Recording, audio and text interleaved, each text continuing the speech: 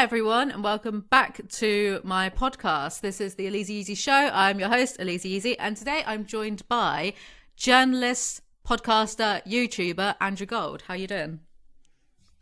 Good, thank you. How are you doing?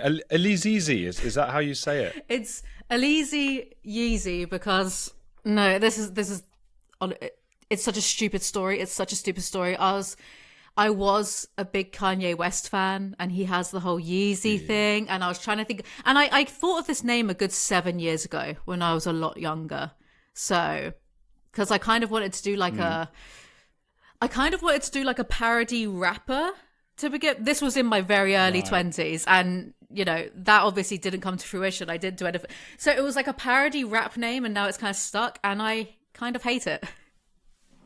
Oh, I think it's fine, and people liked Kanye West for a long time. His music's quite good, isn't it? You can be. I had a really cheesy line came into my head, but I don't want it to look like I'm being cheesy or flirty. But it would if I was that way inclined, I would say you were that and now a Yeezy, and now you're a gold digger because I'm Gold's my last name.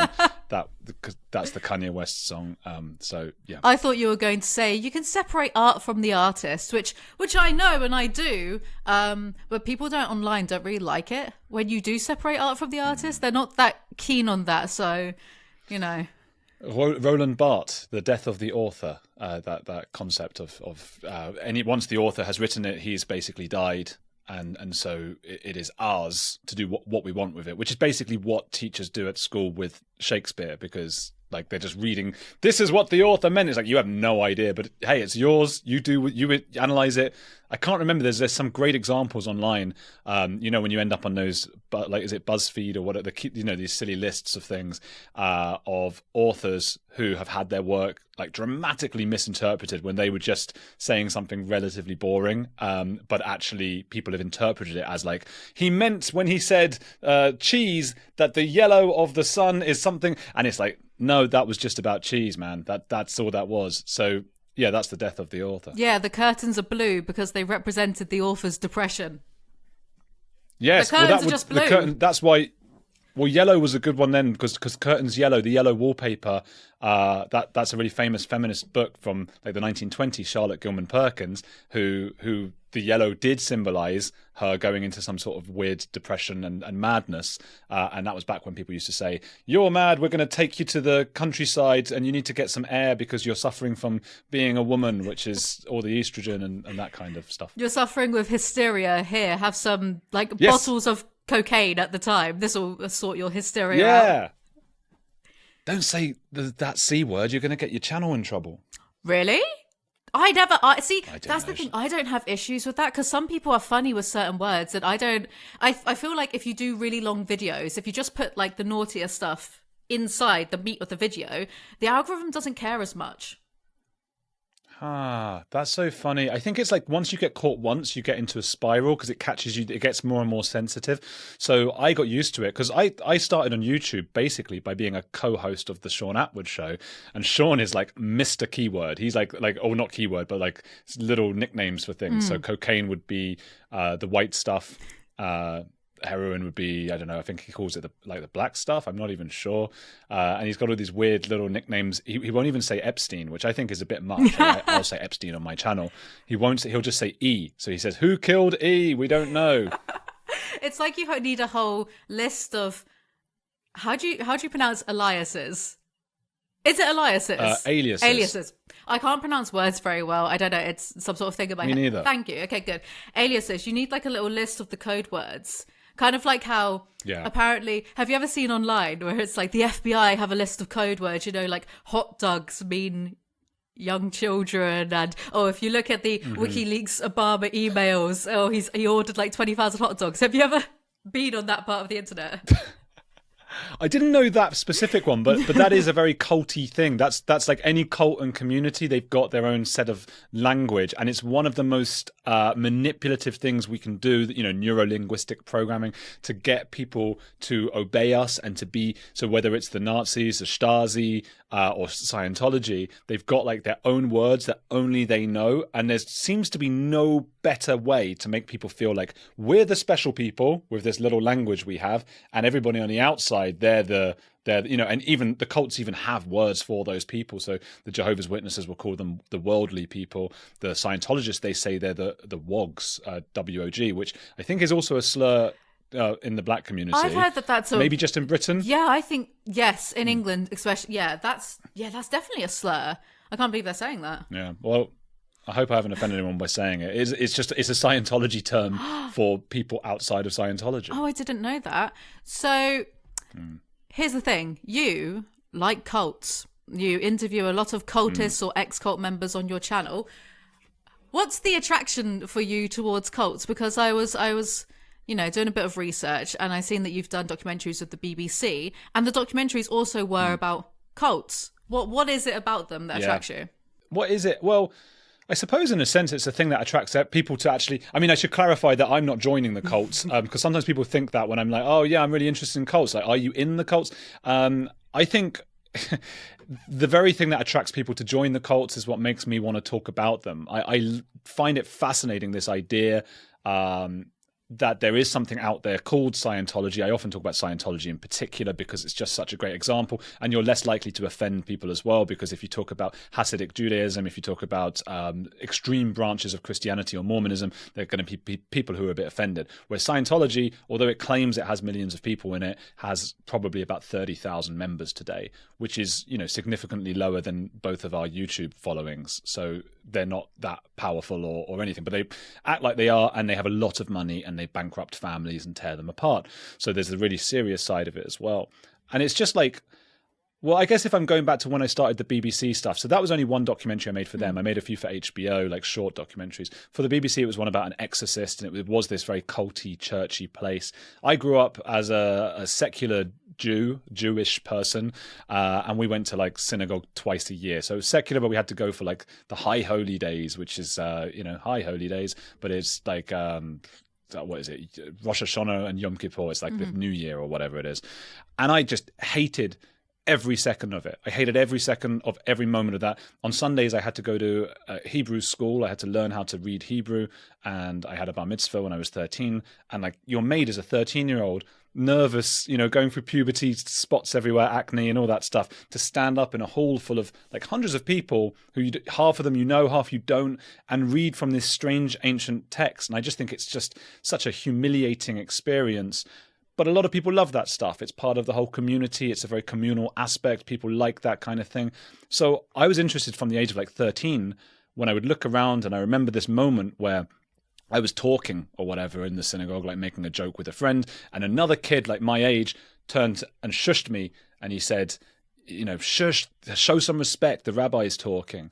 And I was 12, I guess, or 13, and I thought, respect for what? Why does this man in a funny outfit get my respect? And it was a weird thing. So that got me thinking about the hierarchies of it all, and this how willing we are as humans to go into groups and be separated into different hierarchies. Here's the bottom people, here's the top people, and the bottom people have to be very, show deference to the top people. And secrets start to happen, and people at the top don't get exposed for the wrongdoings that they do. And all of that stuff started to just absolutely fascinate me, and that's why I think I got into cults. Did you grow up in London? Yeah. What was that like, growing up as Jewish in London? Well, there's a lot of... Well, not a lot. I think like 1% of London are Jews. I might be wrong about that, but it's still, compared to most places in the world, it's still a high proportion of people. So we were northwest London, which is where most Jews now live. It used to be more like the East End when it was...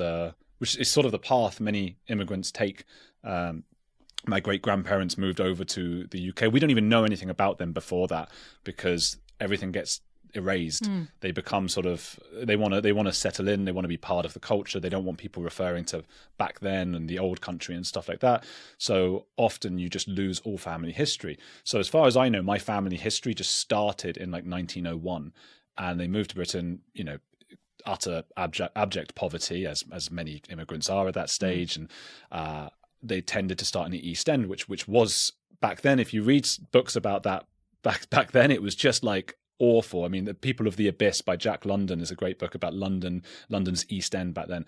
Horrible. But gradually over the generations, they sort of moved northwest, and it's quite leafy and nice, and not all nice, but not all bad. It's a nice part of London. And I went to a private school because my dad was able to send me to one. He was very proud. And there is a real difference, though, when I guess there was a small percentage of Jewish kids at this school, which was mostly, I guess, Christians. It was a Christian school, Church of England and all that stuff.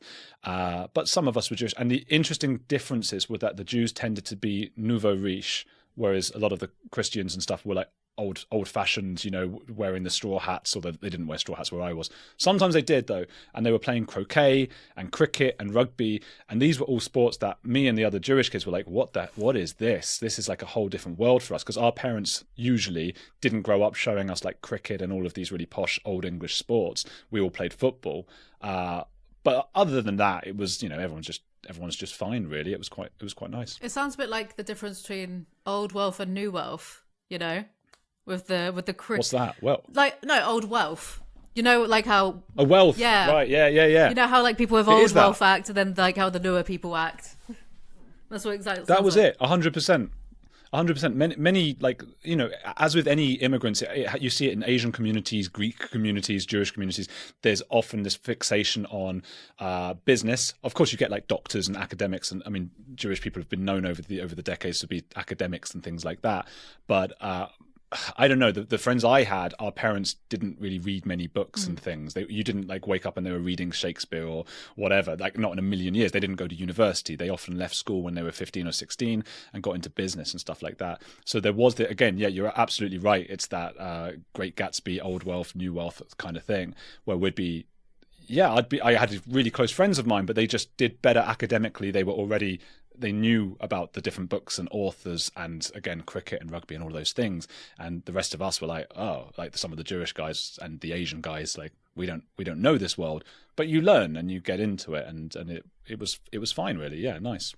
It's strange because you do, like you said about business, you get those stereotypes of Jewish people, media, banking. Where on earth does that come from? Do you have any idea about that? Oh, yeah, of course. I mean, there's loads of reasons for that, and there's some truth in it. I mean, there's truth in many stereotypes. It started because the Jews were like the other back in like I don't know, hundreds of years ago, and Jews were able to borrow and lend money. This wasn't allowed in the Christian values or whatever it might be in the doctrine. So they were allowed to be doing those kinds of things, and that's where you get Shakespeare. I've forgotten his name now. What's the Shakespearean Jewish guy? If you cut me, do I not bleed? Shakespeare Jewish. I'm just writing it. I have no idea. Shylock, of course. It was Shylock, and frustratingly, people at university and stuff, they used to call me Shylock, which wasn't very nice. He's quite a horrible character in Shakespeare.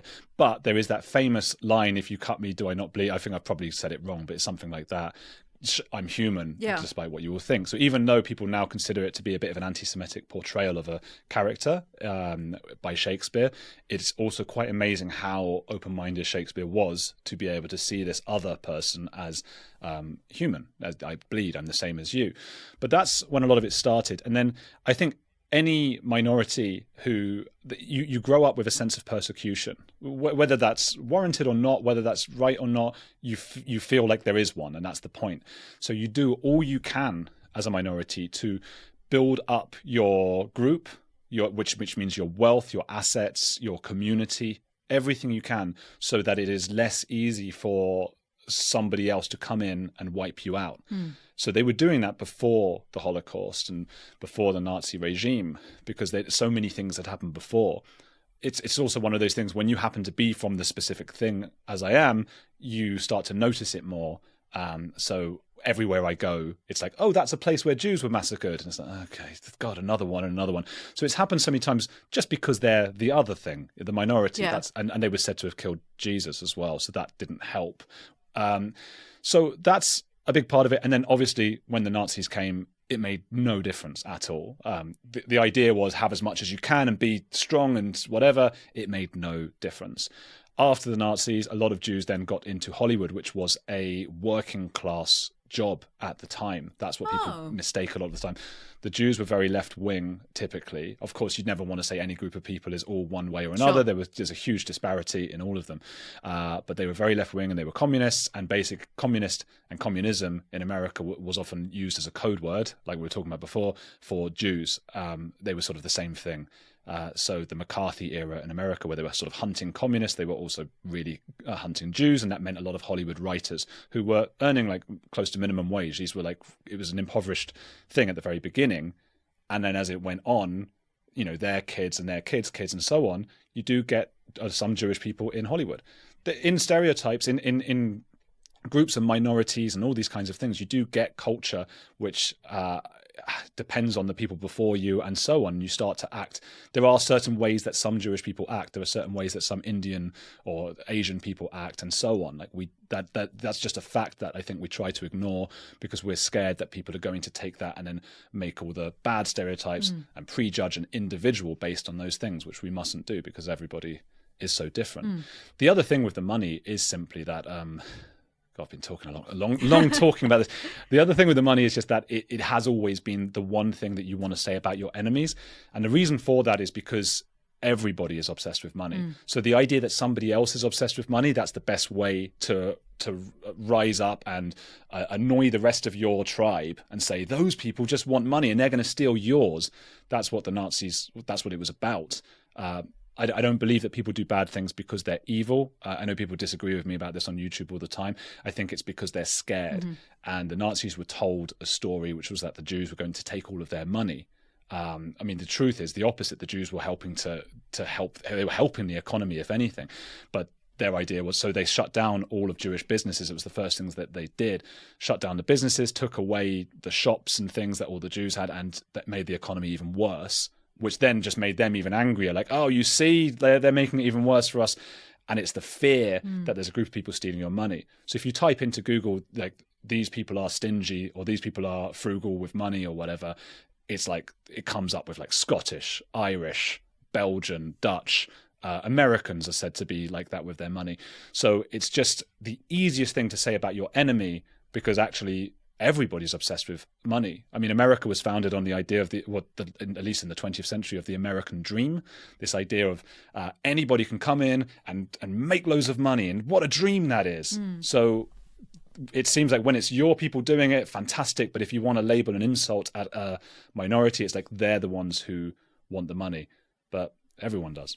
I was watching recently this documentary about World War II and propaganda. Why'd I say that? Propaganda in Nazi Germany. I had a propaganda at this place. I was like having a look at them. Ridiculous.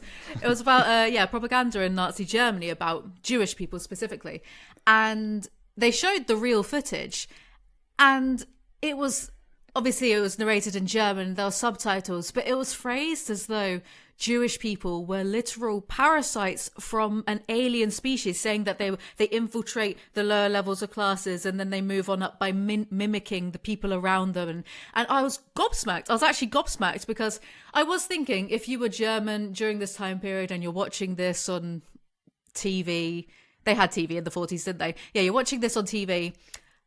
You don't have Wikipedia. You don't have other sources of information.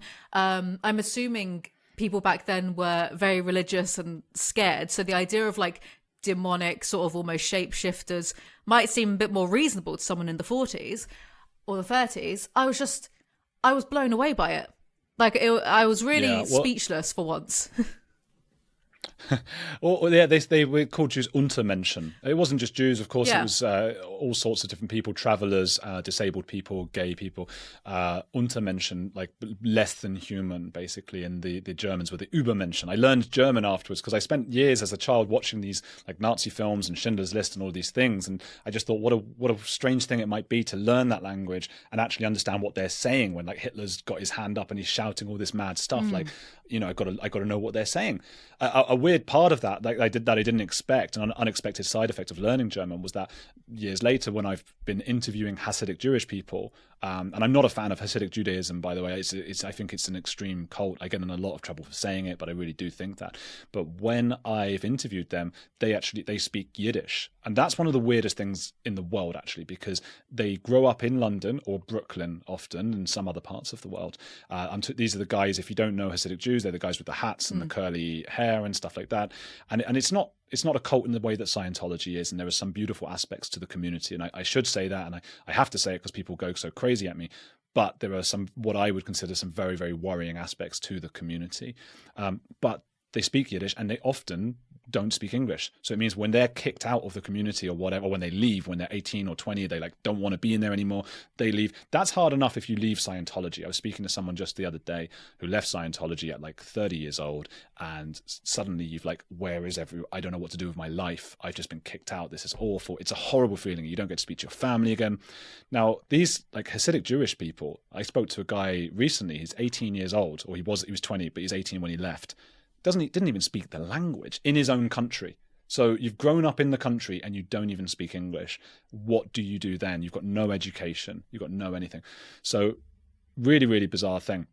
But just going back to what you're saying about the language that they use to describe people, that still happens today about all different kinds of minorities or people.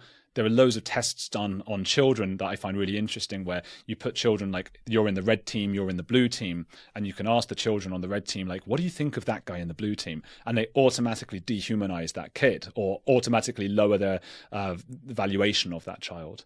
And it's just so interesting how that is just ingrained in humans to see the other as worse than us. And then you get to know them. And then you're like, oh, you know what? They're actually just like me. They're human. So, yeah. That's what I find so interesting about cults and cult-like mentalities, because I speak about this on my podcast with one of my YouTuber friends, Rachel. She likes learning about cults too. And we were discussing this at length. And I have the theory that maybe humans just naturally like being within cult-like community, well, not cult-like communities, but communities that can turn extreme and cultish. Because I think it's a bit of a rogue example, but I think bees, to my knowledge, have a more communist bee structured society, right? And I don't know. I just wonder, where does that come from? Does it come from when we were just in our little tribes and fear of the other and other tribes would have prevented us from getting diseases from those tribes? Does it come from like thousands of years ago? What do you think? I mean, you've met a lot of cults. Yeah, I think that evolutionary biology is fascinating, and we've always got to speculate a little bit when we talk about that, because no one really knows. But we like to imagine, we would have had, we got along in groups. Humans, like monkeys, are a sociable creature, and we had social cohesion. So humans grew, I guess there were like 40 of us initially in the tribes, or 40 or 60 or something, and we used to bond socially with grooming, as in like cleaning one another's hair and those kinds of things. But as we grew to a size of like 140, and this is all according to an anthropologist called Dunbar, who believes this stuff, we grew to like 140, and it was too large and too time consuming to continue grooming like that.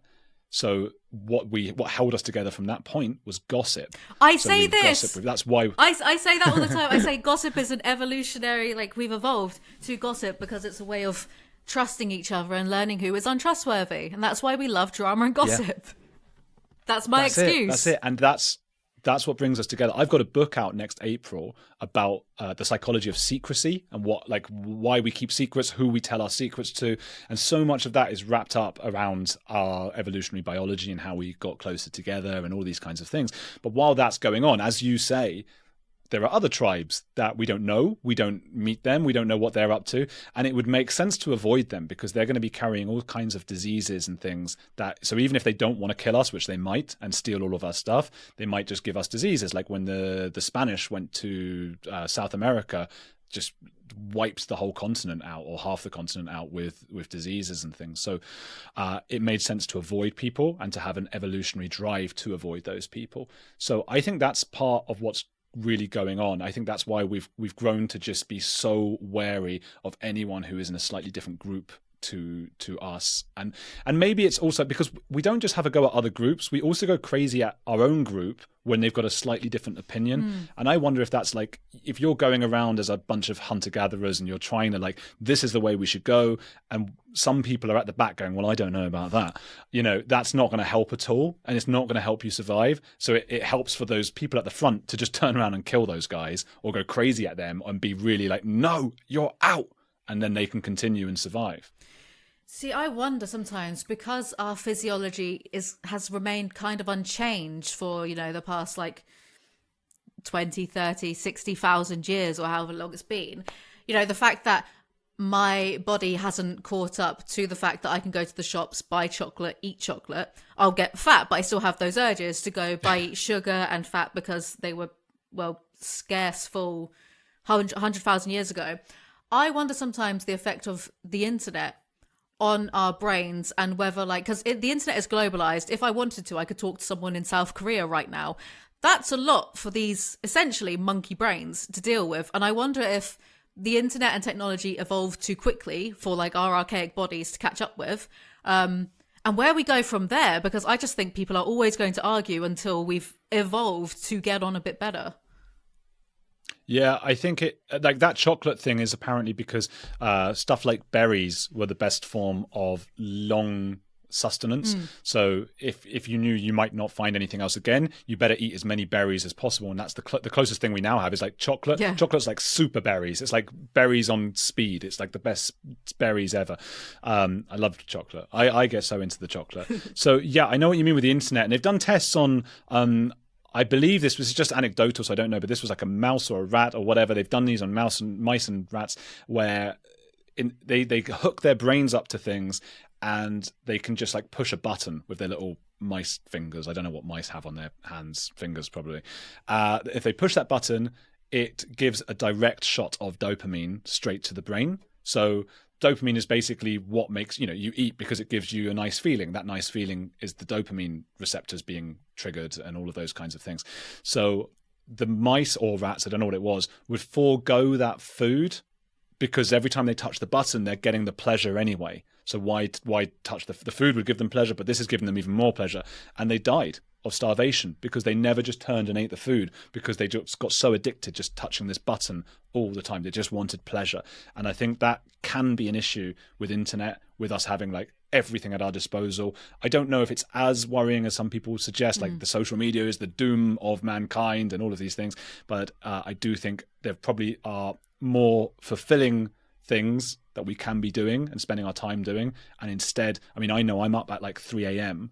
like just messing about, just nothing, just news of football, rubbish, and it's giving me some sort of dopamine stuff. But really, I'd do better long term by not having that dopamine hit and just relaxing and sleeping more and being brighter and having a better day. It's hard, even when you're very aware of the kind of dopamine trap that social media gives you. I'm still up at 3 a.m. refreshing my TikTok, doing the endless scroll. And even though I'm self-aware and I know exactly why my brain's doing it and why it likes it, and ultimately is fruitless, it's pointless, I still get caught in the trap. And I wonder if...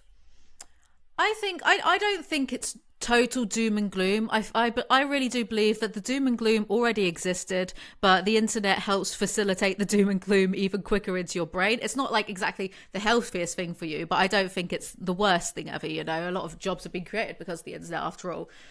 But I think maybe they should start teaching internet safety in school as like silly as like childish as that kind of sounds. I feel like, because you're now getting generations of like little kids growing up and they're on their iPads and they know how to use iPads, and it's fascinating. My boyfriend's got a 3-year-old niece and she knows how to like get Coco Melon up on your phone to watch Netflix and stuff, and it's weird to see. It is a weird thing. And I also I spent 2 years in Germany hanging around with, maybe it's the one word I can't probably say on your channel. I don't know how careful you are, but the P word, like they sound like PDF files. These people who have attractions for those who are much You were hanging around with them. I had 2 years. Well, we were living in Germany to learn German. I just moved. My fiance's Argentinian, and we moved from Argentina. I'd been there for 6 years to Germany, and I was looking for like what my next documentary would be. What my next, the more extreme and controversial, the better. Sure, yeah. And I was looking at, you're in Germany. You're like, okay, there's Nazi stuff, neo-Nazis, and there's It's been done. Communists. Yeah, well, that was it. That was exactly it. Like, okay, more of Old that. And I'm a news. Jew interviewing a Nazi. How great. Yeah, it was just done. And then I realized they have this thing called kein Täter werden, which means don't be an offender. I was seeing it all over the train, like the tube, metro, all over, like posters of it and stuff. And I was like, what's all this? And it's basically, at that time anyway, it was the world's only therapy for those people that never reports them to authorities. So they can go in, and the clinicians don't then like give them away to police, no matter what they've said. They can't even give them away to police because they never take their real names, their identities, their address, their phone number, anything like that. And one of the ways they get these people is that these people download what they think is that bad stuff of children. And actually it's a fake one that the clinic has put in there, and there's no like video. Instead it just pops up saying, do you need help? Come to this place. You shouldn't be looking at this stuff, and they try and make it in not a very blaming way, because no one's going to come if they feel blamed. And I just thought that's the most fascinating thing I've ever heard in my life, that this clinic does that. And the bad side of it is that these clinicians are interviewing or doing therapy with these men, mostly men, who are potentially a huge threat, and then letting them out onto the streets potentially to offend again. Well, they might not have offended even before, but they might go and offend a child, and those doctors like let them go and do it. That's a really bad thing. And the good side of it, though, is that, well, yeah, but they never would have gotten to do the therapy on those people in the first place if they didn't have this kind of we don't report anyone kind of thing. And they believe, the doctors, that they are able to stop some of these people from offending. And if they can even stop one or two, that's saving some children's lives, and I can't think of a more noble pursuit. I've heard before of people, I think it was a Vice article or maybe even a Vice documentary, people wanting medical help for if they have these thoughts of children but haven't offended. What are your thoughts? What are your thoughts on that? Yeah, so that's the thing. So what they would get then at this clinic, so the medical help doesn't help, as in medical. It doesn't really do that much. Chemical castration, it makes them into weird sort of people, shells of men. I've met a few of those. They just sort of go, like, they look like they're patients in the last months of their lives. cancer patients and things like that. Wow. That's how they look. Unfortunately, they don't look well. But there isn't actually any evidence that the chemical castration takes away their urges or makes them any less likely to offend. They did do physical castration. I think that's now banned, but I'm pretty sure that was in the Czech Republic, was like the last place to still do it, like 10 years ago or something. I'm not exactly sure about that. Obviously that's pretty effective, physical castration. I mean, that's okay, but can you do that to humans? Okay, a lot of people watching would think, yes, we should do it to them, but it's different for us feeling we should do it to them and actual like trained clinicians and police officers and whatever doing these things to, removing body parts and so on. So that's all just a really weird thing. What you get at the clinic, so you get different kinds of these people. You get those who are always going to offend anyway. You can't do much about them. They might as well not go to the therapy because they're never going to change, and they're often on the psychopathic spectrum. They might be psychopath. They don't care about kids. They will do in fact, they're not going to turn up at the clinic. Yeah. So those guys, as a cross section of these people, those guys are out. Then you've got the guys who would never offend and are very, very comfortable with that. And they just say, well, I'm okay. I don't. And I met some who have told me that. Whether I entirely believe them or not, I don't know. But that's what they've told me. They seem very comfortable and don't need the therapy. There's another one as well. There's another subsection who go to the therapy who don't actually have the attraction, but they worry that they might have it. And this is called POCD, the P standing for that word you can't say on YouTube, and then obsessive compulsive disorder, the next bit. They have intrusive thoughts and they tell themselves that they do these bad things. So the clinic has to sort of speak to them and realize you don't actually have this attraction. Like you're wasting our time here. Can you go? The last batch are the most important, or the only really important one. And these are the guys who are good, well-meaning people who have this, you can call it an attraction, an illness, a condition, a disgusting whatever you want to call it. It doesn't really matter. They have it. That's the point. And they want to do well. They want to do good. But this is the thing about cults and things. You know, you get misled by others in the cult, and you start to believe that it might be okay to have any kind of physical engagement with children. And they go to the therapy, and that is the main, you know, that's what the therapy works on. It's those guys, and it's telling them like, look, you're a good guy, aren't you? Know, you're a good person, you do nice things. You've got to realize, here are some examples of like people when they were kids, this happened to them. It's the worst thing that can happen to them, and they have to really just make those guys forget their cognitive biases. Because what tends to happen otherwise is we find that group, that demographic, and we say, you're all monsters, you're a monster. And maybe they are monsters. I don't want people in the comments going, "Oh, you don't think they're maybe they are." It's irrelevant. Yeah. Like, I don't care, because the fact is, and it's not just with these people. We have it with all sorts of criminals. And if you tell people you're bad, they then go to the dark corners of the internet because they just need to find someone who will love them, and that's other people like them and people who have horrible, horrible desires who tell them, "No, it happened to me when I was a kid and I was fine." They all tell each other that, and then they go and do what they do to children, and they ruin and end lives. Yeah. So to me, I was convinced after some time that the clinic must be doing some good work. We don't like the idea of like saying to somebody with these horrible desires, please come into a nice therapy, sit down. Can we talk? We don't like that idea. But the alternative is them going to the dark corners and doing awful things to kids. And I much prefer the first one. Speaking of horrible dark corners of the internet, did you see on Twitter that there were some people who said that we should rename the P word to MAPS, minor attractive persons? Yes. What do you think about that? I think Twitter is a circus, to be honest, but that's why I don't use it. But well, it is. You know, I got in trouble one time with them, right? So I spent 2 years. It's not an easy thing as a journalist. Firstly, being around people with those desires, because you don't, you know, it's scary. It's really scary. And when I met one or two of them, my heart was in my mouth. It was really, and some of them said some really disturbing things, even though they thought they weren't. They thought they were like showing a journalist their good side, and it was like, oh my God, man, you shouldn't have said that. So that's really, really difficult. But it took 2 years, and I had to gain trust. It's the only way you can get into a community like that. That's probably the hardest community as a journalist to get into, especially like women. There were women with that condition as well that I managed to meet and go and like spend the day with, and that was very, very difficult as well. I got into trouble with them because when there was a rumor, which now continues actually, that Madeleine McCann had been, you know, whatever, by this guy called Christian Brückner.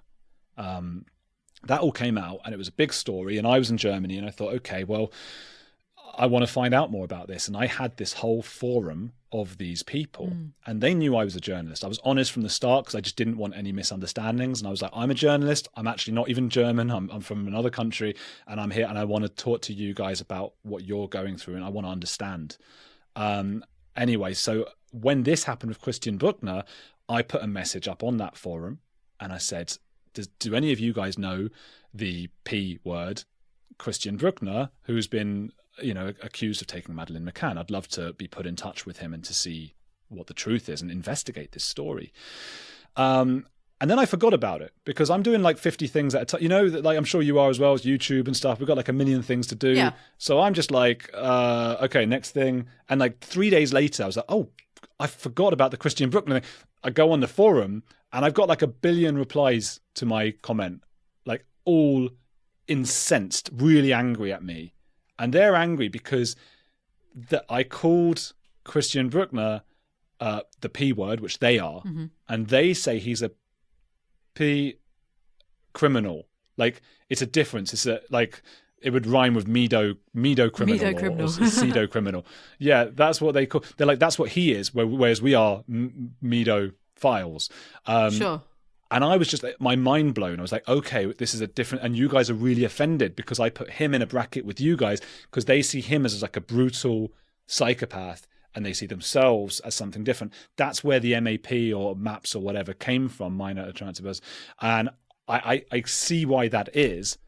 They're trying to they want to make a delineation between those of them that offend and those of them who don't, and I do understand why that's pretty important, right? Because we do want to encourage those guys who have that inclination. We do want to encourage them to not offend. We do want to say to you, like, hey, you're not the same as those guys who offend, and you never will be, and you mustn't be. I want to tell those guys that, and so if there is another word for it, but the problem is, when you do use a word like that, this sort of clinical, sterile MAP word, it can look like it's like a call to arms to do the things they're doing and to actually do things to the, and it's like we're saying it's acceptable. Yeah. So I don't know what the answer is there to make a clear delineation between those who offend and those who don't, but without using a word or a term that will make it look like, oh, they're just doing a thing, because it's like, no, this is a serious, horrible disorder, unfortunately. So yeah, I don't know what the answer is there. Yeah, because that's the argument against it, that it normalizes the behavior somehow. Because I've seen mainly conspiracy theorists argue that society is attempting to normalize people being attracted to children, which I don't think so, because now with the internet and, in a post-Me Too era, I feel like talk of imbalance in power structures in relationships is more common than ever before, because I never had these discussions with people when I was a teenager about how, hey, if a famous man who's like twice your age is interested in you and like you're technically legal, that's not okay. We never had those discussions knocking around when I was younger.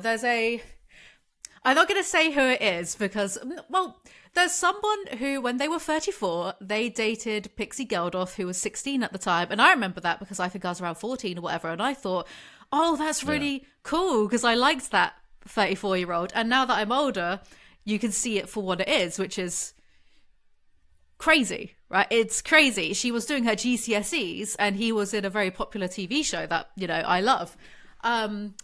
So it's funny, I find sometimes that the conspiracy theorists try and argue society's going one way, but for me and my friends, we have these talks more than ever. Even if you're 30 and you're dating another 30-year-old, if they are insanely wealthy or insanely powerful in some way, there's the power imbalance,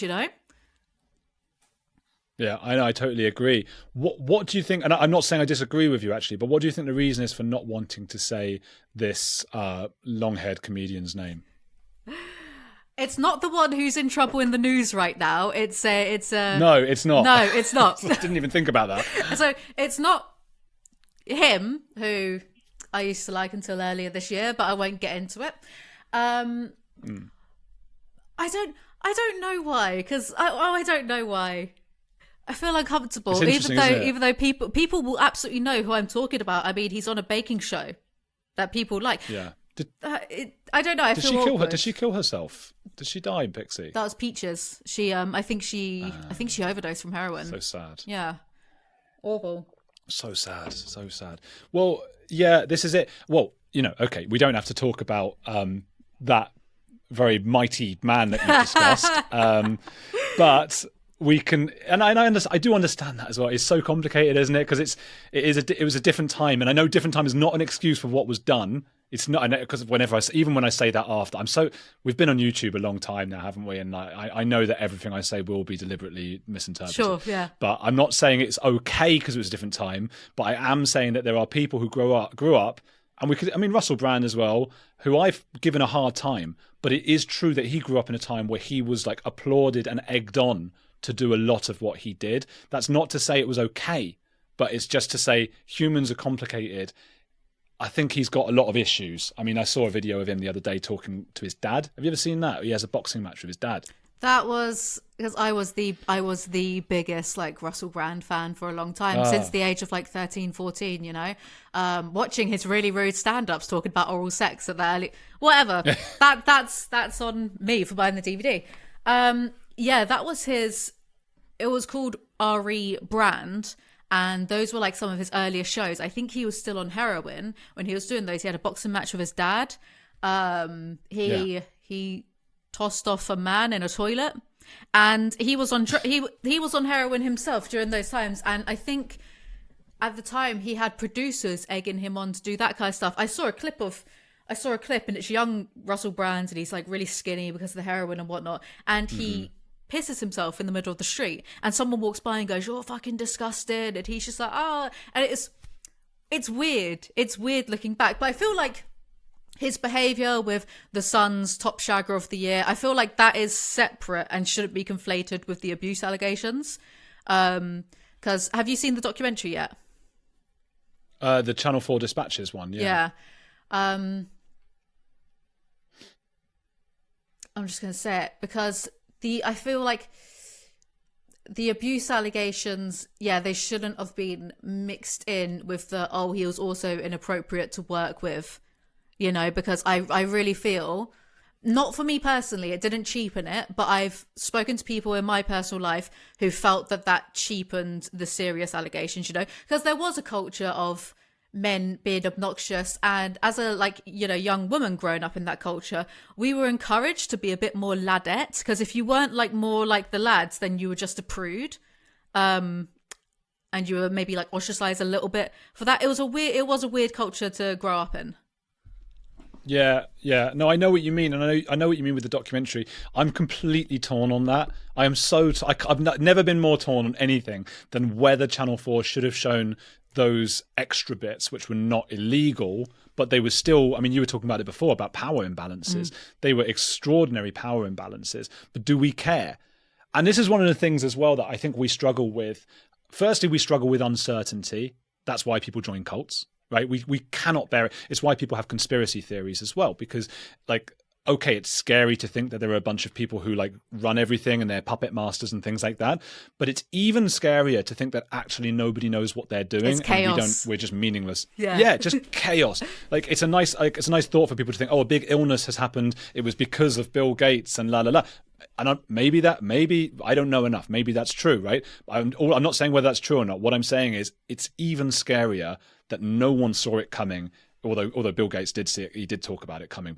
But the idea that no one saw it coming, no one knew what to do, and that could have been potentially the end of us. We might end like that if there's a much more potent virus one day, and we don't know what to do.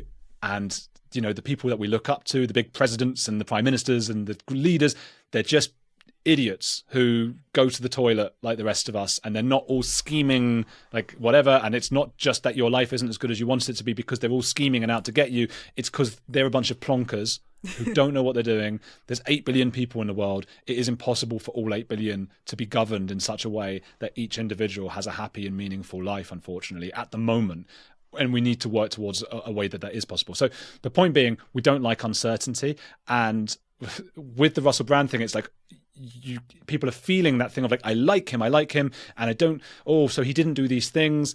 And I said to some of my viewers, look, what is being lost here is that you're allowed to think he did these bad things, to admit that he may have done the R word, which do you say that on your channel? Yeah, just not too much, I think is okay. Not too much. Yeah. But just call it sexual assault.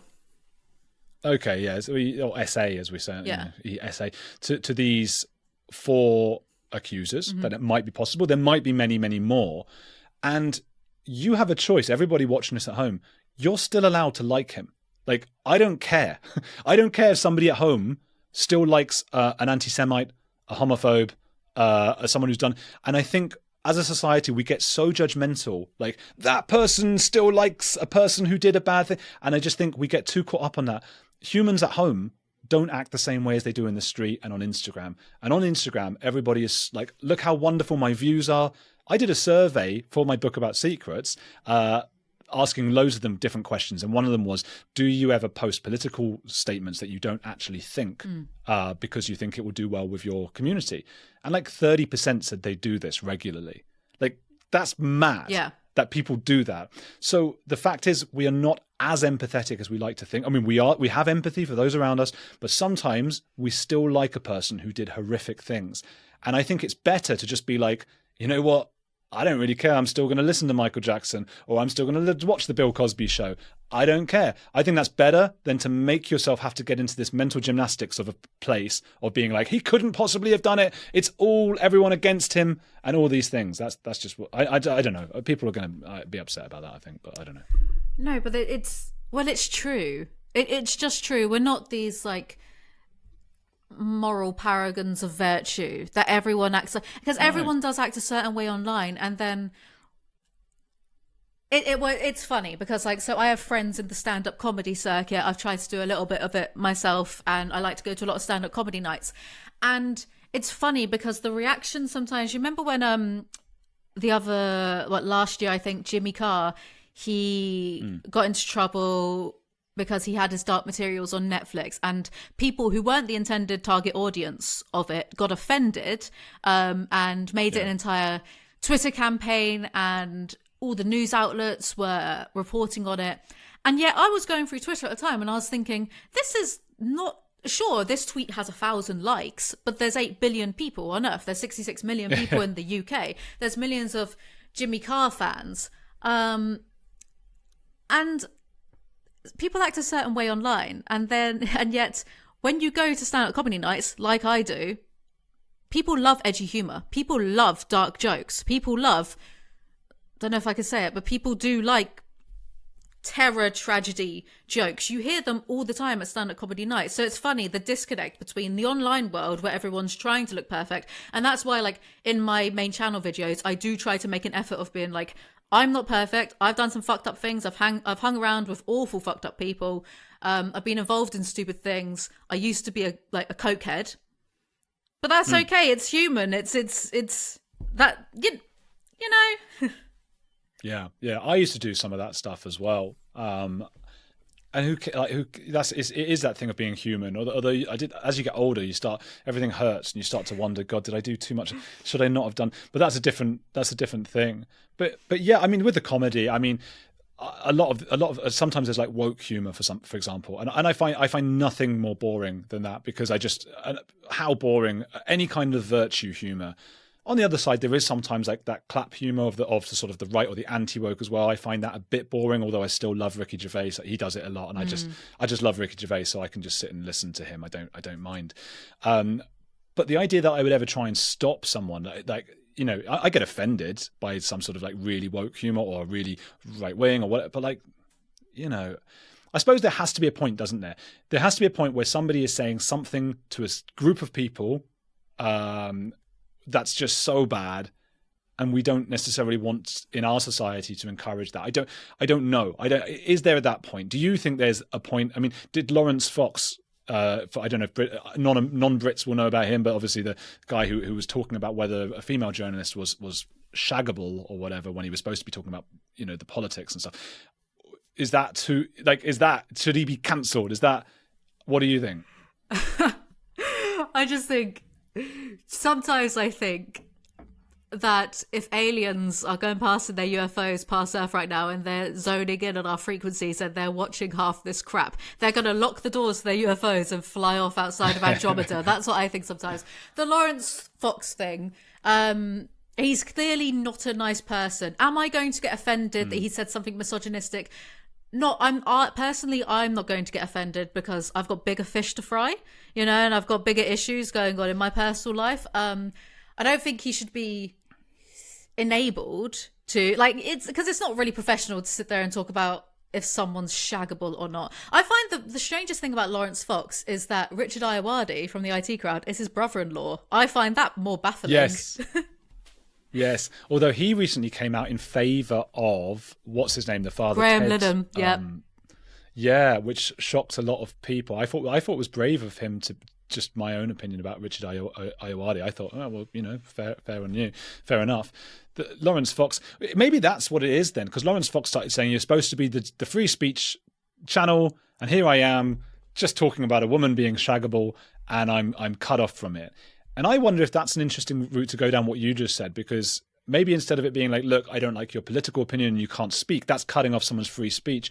But surely a channel can just say, mate, you were just really unprofessional. This is a professional TV channel and you were incredibly unprofessional. And I cannot think of a more unprofessional way you could have conducted that interview. We don't want you back. Is that then okay? Or would people say, no, that's still his free speech to be unprofessional?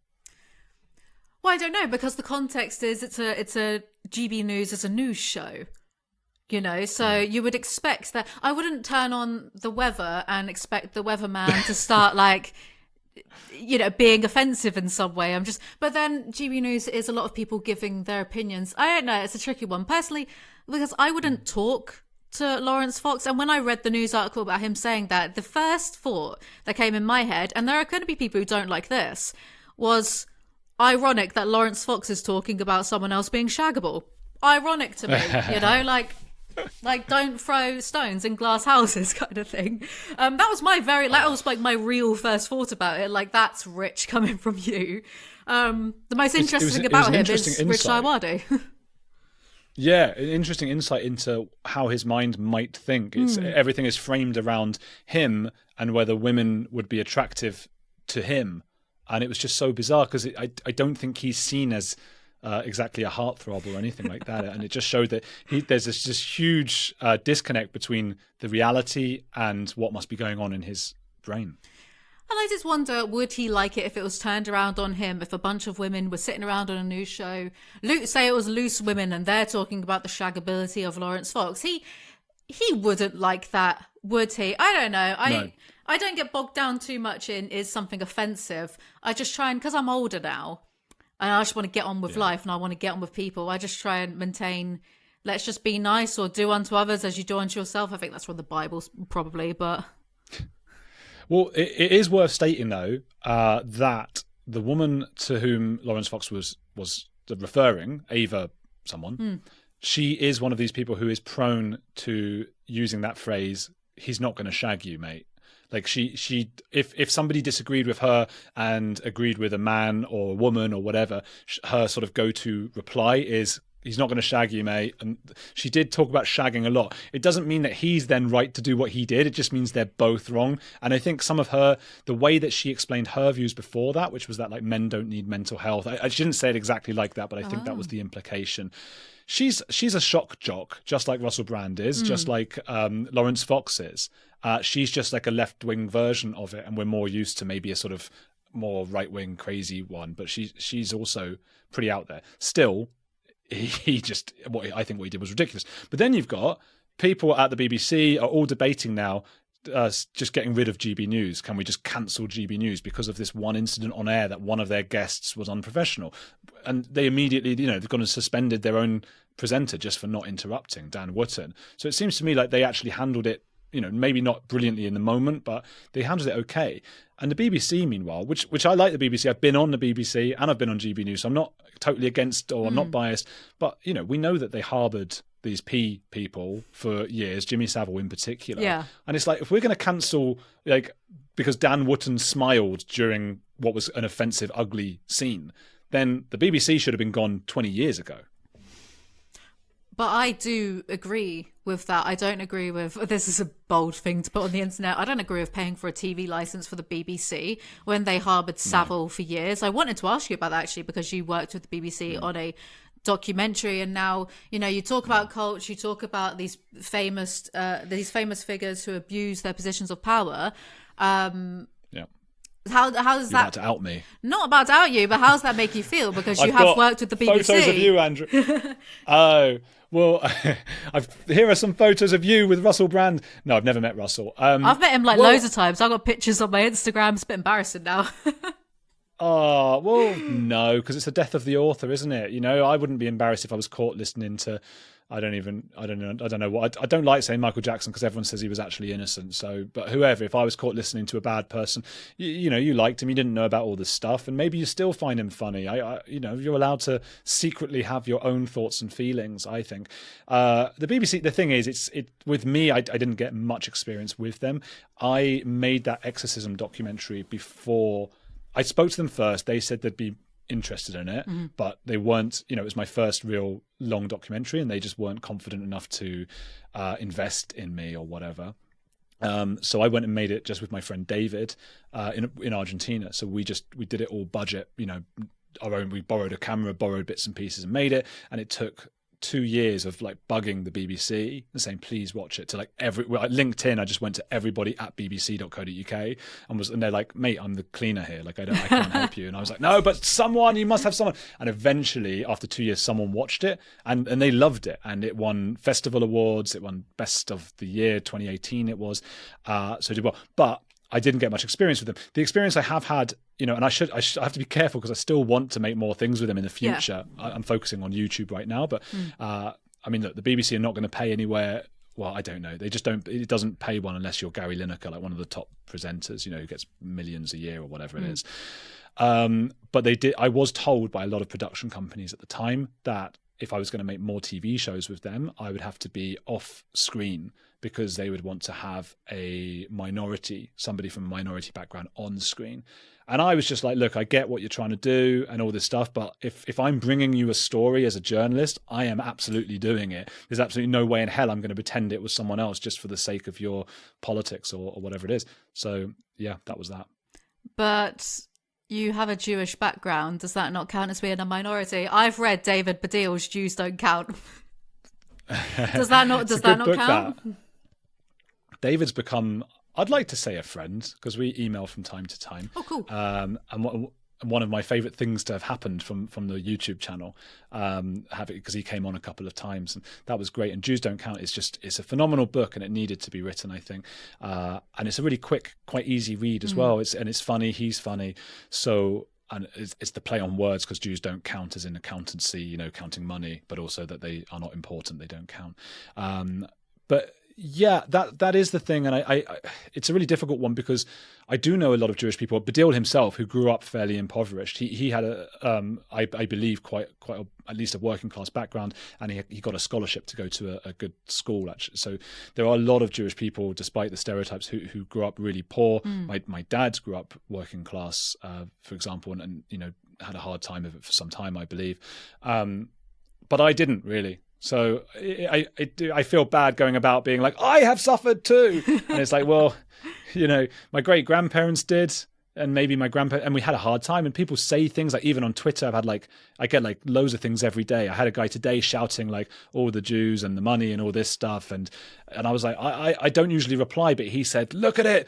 Bill Gates, Jeff Bezos, Elon Musk, look at them all. And I was like, mate, I don't usually reply to these, but none of those people are Jewish. Elon Musk, the famous Jew. It was just mad. And again, Bill Gates, he's a Christian. Jeff Bezos is not Jewish. And just the maddest thing. And of course, he could have actually named some Jewish people for reasons we spoke about at the beginning. There are also extremely wealthy people of Arabic origin and people of Asian origin as well, who you can sort of go to and speak about. But the media, maybe there are some Jewish people in the media. I'm careful to say because I know that an algorithm will pick that up and think that I'm an anti whatever and have a go at you. So I've got to say it in the right way. I'm so careful of the algorithms. So you do get stuff. I have had people saying horrible things to me over the years, but I don't think like, I need reparations because of my family history. That's just not me. And so it's been okay. But after it happened to me about 50 or 60 times, being in a production meeting and them saying this about white, blah, blah, blah, despite me knowing at the time, because I could check on something called the Diamond Diversity, which is it's like a PDF they release every year about diversity figures on British TV channels, and I could see that minorities were like way overrepresented on TV screens, like double, like more than any other kind of person. It was minorities were super overrepresented. And I knew that, and it was very upsetting because I just wanted to make these TV shows, and I didn't have my YouTube channel. I didn't know I was earning minimum wage, so I was desperate to make the next thing, and I knew how well my last one had done, so it was gutting. Every time we'd get to that point, they'd be like, "Oh, we love the idea. It's about like some Bolivians who have a different law where they put people who commit adultery, make them stand in ant hills so the ants bite their ankles." Like mad stuff like that, which I was really excited to make. And it was just, but it's going to have to be minority on screen. So eventually I did. And I felt so ashamed and so embarrassed. But I was like, well, I am Jewish. I just said that once. And this guy just started laughing. And he said, if I told you what I really thought of that, you wouldn't like it. And then that was it. So, yeah, bit of a shame. Yeah. Oh. Oh. Yeah, but it's just people, isn't it? But that's why I think it's a problem. I mean, it's not an open and shut case about the whole like diversity quotas and stuff like that, because I understand that it needs to be fair. People want to grow up and look at people who look like themselves and be inspired by it. I do get that. I just think the problem is that once you start doing that and going down that route, it is a bit of an authoritarian measure. You're basically forcing rather than letting something happen naturally, you're forcing it. That's what governments do. So I respect that, and that you do sometimes have to force a bit. But once you do that, there's always going to be other people going, well, hang on a minute, you know, because if I were Jewish and had grown up impoverished or whatever, or with a really difficult life and had more, then I would be really upset by that whole thing. Yeah. So you do, and then you start to compare, and then you find yourself sitting there. I had never thought of myself really as Jewish growing up so much as just a white man. That's what I was, and I loved it, and I felt more assimilated. But the more talk there was about how every minority is this, and every intersection of society, a woman who is this, and I do respect and I understand why it maybe has to happen in some quarters. But sometimes we adopt these ideas, and we're scared to say, there are drawbacks, though. You know, we feel like the wearing the mask, right? You know, everyone wanted me to wear it. My fiance shouting at me because I didn't want to. I was making a scene in the airport because I was just like, I'm not wearing the thing. And I felt like, you know what? I don't mind wearing it because apparently it does help. That's what my friend who's a surgeon, a doctor said. So apparently it does help. Don't mind wearing it, providing that we can admit, all of us, that it's not nice having to wear it, because rather than have to be like, I love wearing my mask, I don't want to have to do that. Similarly, with diversity quotas, I wish we could sort of maybe have some of them and say, unfortunately, a lot of individuals are going to be badly treated from this, rather than the knee-jerk reaction of like, so what? They've had it better their whole life. It just doesn't help, creates more division, makes people not support the cause or whatever that cause is. So I wish we could sometimes admit more that things are not black and white, and that there's a lot of stuff we implement maybe for the greater good, we don't even know, and there are drawbacks. There is a complete lack of nuance when it comes to having these conversations online. Everyone gets extreme, you know, with the mask debate, or to vaccinate or not to vaccinate, etc., etc. Just, I feel like the internet has bred more extremities. I feel that way with Twitter in particular. Actually, I do feel that Twitter, the algorithm kind of rewards people being extreme, and it rewards people. The quote tweet function I've never seen used in a positive way. I used to use Twitter. I used to use Twitter in my early 20s to quote tweet people, to dunk on them. It's the only time I've ever seen it used is to do that, and then you're rewarded with likes, and I kind of think it's a bit of a platform for bullying, you know? Well, there is sometimes the quote tweet where people just write in capital letters, this, because they agree so much. Oh, that too, I suppose. I never used it for that, though. Yeah. But you're right. It's rarely used to be nuanced. It's either like, I agree so much, I have to write in capital letters this. I'm so excited, I can't even use other words outside of this and an arrow pointing down. That's how much I agree. Or look at this awful person. You know, it's not going to be like, I quite agree with this person, and all of those things. Maybe it's just a human thing. I notice it with YouTube as well. I'm trying to bring in more nuance because I've definitely had some audience capture, and it's not something you do consciously. I think it happens to you gradually over a period of years. And, you know, because all you're reading then are your comments, and most of those comments are quite extreme, telling you what an idiot you are for taking a nuanced stance. And gradually, it's not like you go, oh God, I better keep them, so I better change my stance. It's just like you're told you're an idiot over and over and over. So you start to, if not agree with them, you start to at least move that Overton window slightly towards where they are. You start to just go a little bit like, well, okay, they can't be insane. Maybe and then the people who are the other side, you're like, no, I'm a bit more with these people now. I think it just happens, and it's so difficult. You get swept up in it.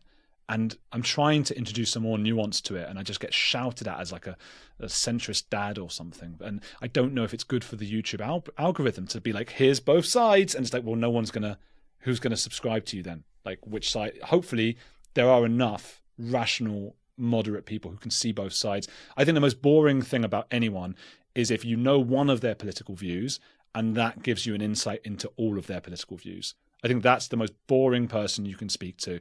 I think it should always be like, oh, that's how you feel about abortion. Or what? Okay, that's interesting because you're on the other side with this other thing. It's like, okay, now I can have an interesting conversation with someone. I know exactly what you mean, especially with a lot of the conservatives on YouTube. If you've heard one of their opinions, you can just like, it's kind of like a bingo. It's like a little check off list. You know, you can just like check off like they're going to feel this way about abortion, this way about trans rights or whatever. It's actually quite comical. I do personally believe that there are a lot of moderates out there, but they're just the silent majority, because I do try to approach things with nuance, and I've been doing YouTube for a few years, and I have cultivated an audience who, when I see people like talking in my comment section, they're generally getting on and genuinely like actually discussing their viewpoints rather than name calling or shouting. And I'm actually quite grateful for that. I think my audience are very good in that way, but there is a lot of extremism online. There are a lot of extremists, and it is hard to navigate, especially if you are a bit more on the center, because people also think that whenever I think of the term centrist, I always remember Owen Jones, the Guardian journalist. He wrote an article once, and the title, this was years ago, was "Why Centrists Are the True Extremists." Oh, and then I can't bear that guy. And then it got redacted and changed, and he said, "Oh, well, I don't come up with the titles. Someone at the Guardian did that." I don't know if I believe that, but I just think it's so funny because I do think he's quite comical. Yeah, people seem to think that, well, if you're a centrist, that must mean that you just fall in the center. So when it comes to talking about the Holocaust, you're on the fence about the Holocaust. Yeah. No, who's on the fence about the Holocaust? The Holocaust is awful. Of course, you're going to get about 3 people, out of a million well, that's quite gracious, actually. You're going to get 3 people out of a couple thousand who think that the Holocaust was fake or whatever. But centrism doesn't mean you fall in the middle. It means that sometimes or that you're weak. Yeah, you agree sometimes a bit with the left and sometimes a little bit with the right. And I don't know, I don't feel like it should be such a Voldemort term, Yeah, well, it suggests that you're weak or boring and you don't really have a strong opinion. So I think there does have to be some sort of strong centrism.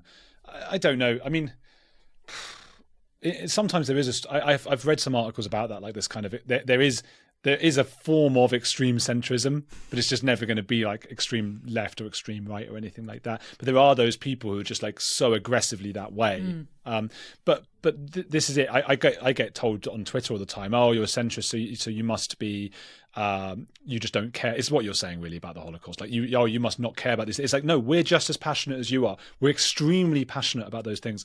But then there's also, do you want to change the world, or do you want to show everyone how good you are? And I think some people, if they really had to look inside themselves, they wouldn't want to admit it, but they just want to shout about how good they are, and they have no interest in converting people. When I started talking about Russell Brand, I deliberately started talking about how funny he is, what an intelligent person he is, what an inspiration he's been to me as a YouTuber, to see this guy who's amassed 6 million subscribers and is so energetic and so brilliant at what he does, to have somebody who completely belies expectations by having this incredible vocabulary. So I really went on about that because I know that the best way to maybe convince people is to show them that you're in their tribe. And it's like, I'm in your tribe, but I think what he's done, a lot of it is probably quite bad. Yeah. And you might think there's a conspiracy, and I'm open to that. Maybe there are conspiracies, but it's possible there's a conspiracy and he also did really, really bad stuff. Those things are not mutually exclusive. So that is, I mean, I interviewed someone recently on something called street epistemology. First, there was a guy called Peter Boghossian I spoke to, and then there was Anthony Magnabosco. Big names, actually, people in street epistemology. Boghossian and Magnabosco, like these long names. But they do street epistemology. The idea is you basically go up to somebody and you say, like, you've got this extreme view. You believe in Mormonism. You think Joseph Smith came and gave you these 2 like tablets of the Third Testament like 100 years ago. Okay, how sure are you? And they say, I'm 10 out of 10. And all you want to do is say, what would it take? What new evidence would have to come forward for you to move from a 10 to a 9? That's all you should do, because I think if you're trying to get someone from a 10 down to a 5 or down to a 0, I think that shows like an arrogance and a misunderstanding of how humans work. That's going to take like 10 years to do. Yeah. You're not going to do it in one conversation. So to come out and just be like, you guys are all wrong, this is the true thing, and I'm a big lefty or a righty and you're so wrong. Like, who are you trying to convince? You're not convincing. I think you need to come out and say, hey, I do actually get the other side. I understand why they think these things. Immigration's a good example. I grew up just being very, very, very pro-immigration. I was an immigrant myself in several countries. My family were, blah, blah, blah. And so I would just, because I was a teenager or at university and I thought I was cool and liberal and all this stuff, I used to put really like these posts I would see on Twitter. I remember one was, if you're worried an immigrant who doesn't speak the language and doesn't have any friends and anything here can come over and take your job, what does that say about you and your job and that kind of thing? And I thought that was a really good argument because I was an 18-year-old idiot with no experience of the real world. And then years later, I can look back and be like, oh my God, what an elitist thing for me to think. What a bigoted thing.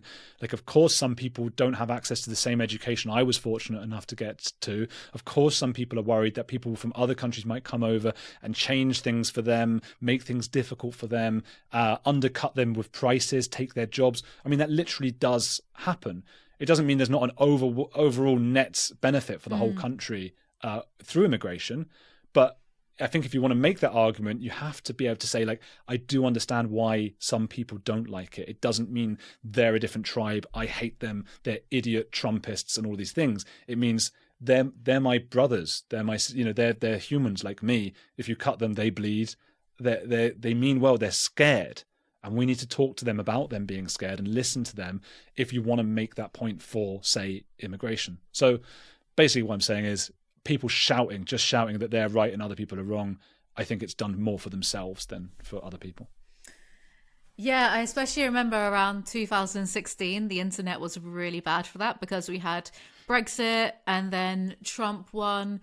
And on YouTube, there was this, and there's still, there's still ramifications and remnants of it on YouTube today. But around 2016, it was particularly bad. There was this entire culture war between SJWs and anti-SJWs. And it was, people aren't going to like that I'm going to say this, but I was on the anti-SJW side because it was cooler to be, because you had huge YouTubers like H3H3, iDubbbz, you had all those types of people on the anti side. And then you had people on the SJW side being cringe and literally going to events and screaming. And it's the push and pull factor, because a moderate person is going to look at someone screaming in the street and be a bit like, if they're screaming about politics, be a bit like, recoil from it. And then if you see someone on the other side, well dressed, smartly presenting their arguments in a way that you can understand, you're going to be pulled more towards that. And it was a huge thing on the internet at the time, and then you got sucked into it. And then people don't really talk about this, but there was the kind of anti-SJW to alt-right pipeline that I know a lot of people went down. It was kind of like you click on one SJW getting wrecked compilation, millions more appear. Yeah. It's all Ben Shapiro and Jordan Peterson. Before Jordan Peterson went off in the deep end, because I used to listen to Jordan Peterson, I quite liked his Bible. Yeah. I'm not a Christian, but I quite liked his Bible videos. I found them really interesting. Did he write it? He wrote a Bible? No, he had this video series about it's called The Psychological Significance of the Bible. So the story of who's that bloke? Jonah being eaten by the whale. What does the whale represent? It represents the unconscious of your mind. I found that stuff really interesting. And then he went off the deep end and started only eating cooked beef. So He's really good on psychology, though, isn't he? Well, that was his training, and and I could still listen. I could still listen to him talk purely about psychology and probably get something out of it. I don't like when it bleeds into all this other stuff, because he's I think he's with the Daily Wire now, and the Daily Wire have these awful adverts that come on YouTube, and it's interesting. It's interesting to kind of witness it all. You gotta make your bed, bucko. You gotta make your bloody bed. That's a really good impression if you practice that. Yeah, I did practice it, and because I don't do impressions much, but I wish it's the one sort of party trick I wish I had, and I don't. But he's got the same voice as a lot of people, like Kermit the Frog has that voice. Bill Gates has that voice. Here at Microsoft, we're trying to work on some. He's got that sort of throat thing. Even Ray Romano from Everybody Loves Raymond, he's got a lower version of it. Well, it's like that kind of thing. So you just sort of do that, and then you throw in a few Englishisms like bloody, which you don't expect from a Canadian. Quite as make your bloody bed, bucko. But yeah, I thought he was great on psychology. I absolutely agree with you, and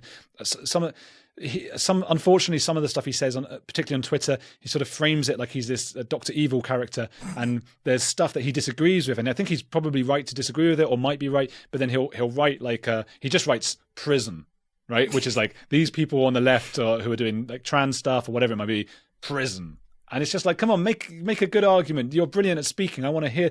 Maybe he's feeling like, I've said it so many times. I've done my argument. I get so much shit online from people, right? And my following is not even like 1/100th of what Jordan Peterson probably gets. So maybe you just close off and you go, you know what? One word. I'm not gonna. Yeah, I'm not gonna do it on your like level anymore. Like I did that. I spent years trying to make coherent conversations, and everybody just said, "Oh, you're right wing. You're right wing." And, right. Well, now I can't be bothered anymore. I'm just gonna say prison. It's funny because I now I think very differently to how I did when I was in 2016. I now just think he's so dramatic. It's actually quite funny. He's always This is awful to say, but he's always like crying about something. Like he cried about Pinocchio or something. I can laugh. My audience won't care that I'm laughing about that. He cried about a guitar solo, or maybe that's a meme. I'm not sure. But I remember he went on. There's a lot of crying. He cries. He cries a lot. Piers Morgan. Which it's funny though, because like the side that says men should be men, like that's kind of what he's positioning and championing. And he's crying about a guitar solo. What was it, like the Freebird guitar solo? I don't know. But he went on. Jordan Peterson's a funny one because he went on Joe Rogan. He was talking about how he only eats cooked beef now, and that's how we should be, only eating cooked beef. But he admitted he had a shot of apple cider vinegar, and it made him feel, let's say, depressed for an entire week. And I just thought this is the guy that like so many young men are looking up to now, a guy that got defeated by a bit of apple cider vinegar. Did you see that weird video about that? It was a really creepy video that some animations guy made of the Pinocchio thing and of the apple cider thing, and it's scary as hell. But you got to. Oh, I'm going to send it to you after. So I'm making a note about this. It's like amazing, and it sort of just shows the kind of descent into madness. It is. That he went through. I know it's so difficult though, because the only thing is I wouldn't want people to sort of put him in like an Andrew Tate bracket, because I think I've definitely heard him talking about, like he talks about incels and Piers Morgan, and he started crying again.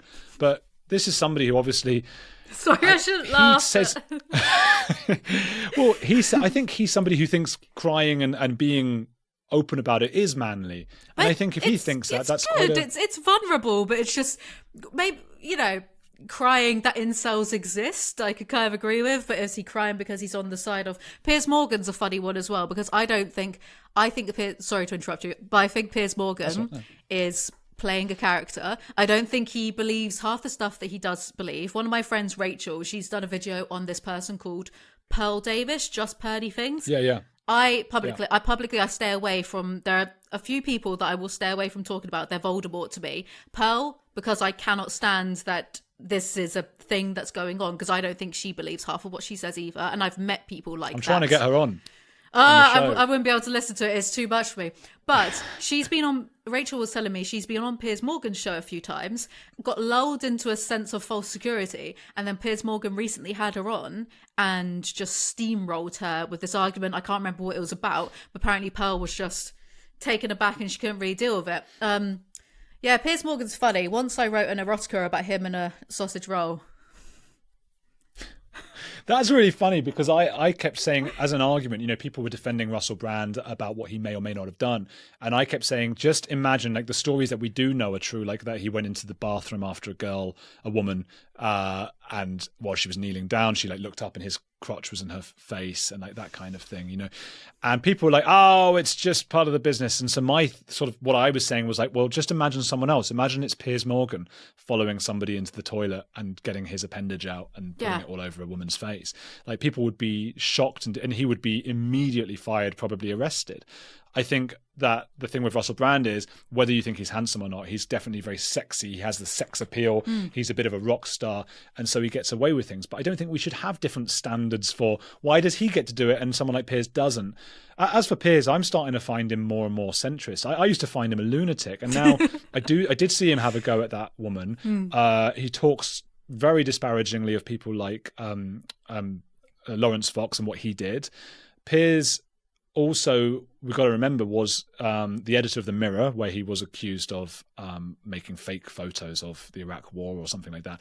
But my understanding is that The Mirror is a bit of a lefty version of The Sun. So it's sensationalist, which Piers is, but that was on the left. So if you actually look at his opinions, they often do come from a sort of traditional centre-left area, or at least centrist. He just doesn't like a lot of the modern or anything that's sort of very far one way. And he might be an extreme centrist. Maybe he's an example of a very extreme centrist.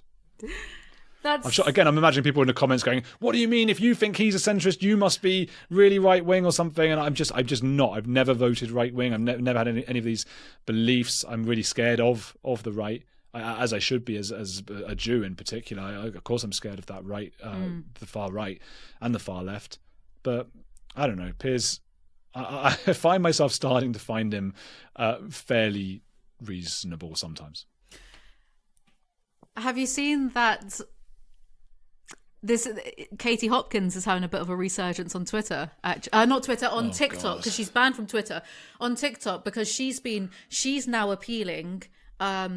She's appealing to the mass public because we're all dealing with a cost of living crisis. Things are objectively shite in this country. Unless you're in the top tax bracket, I don't know how people are living. I went to Tesco's, I bought a few things, and it was 16 quid or whatever. She's now appealing to people in that fashion, talking about the cost of living crisis. And I'm seeing a lot of people saying, wow, I didn't think I'd ever agree with Katie Hopkins, but now I am. She's talking sense for once. And it's funny how fickle people can be. If you just press on, and I don't really believe that cancellation is a thing. I think that if you just press on and keep going, people will inevitably grow tired and forgive you or ignore you, but you can always get an audience.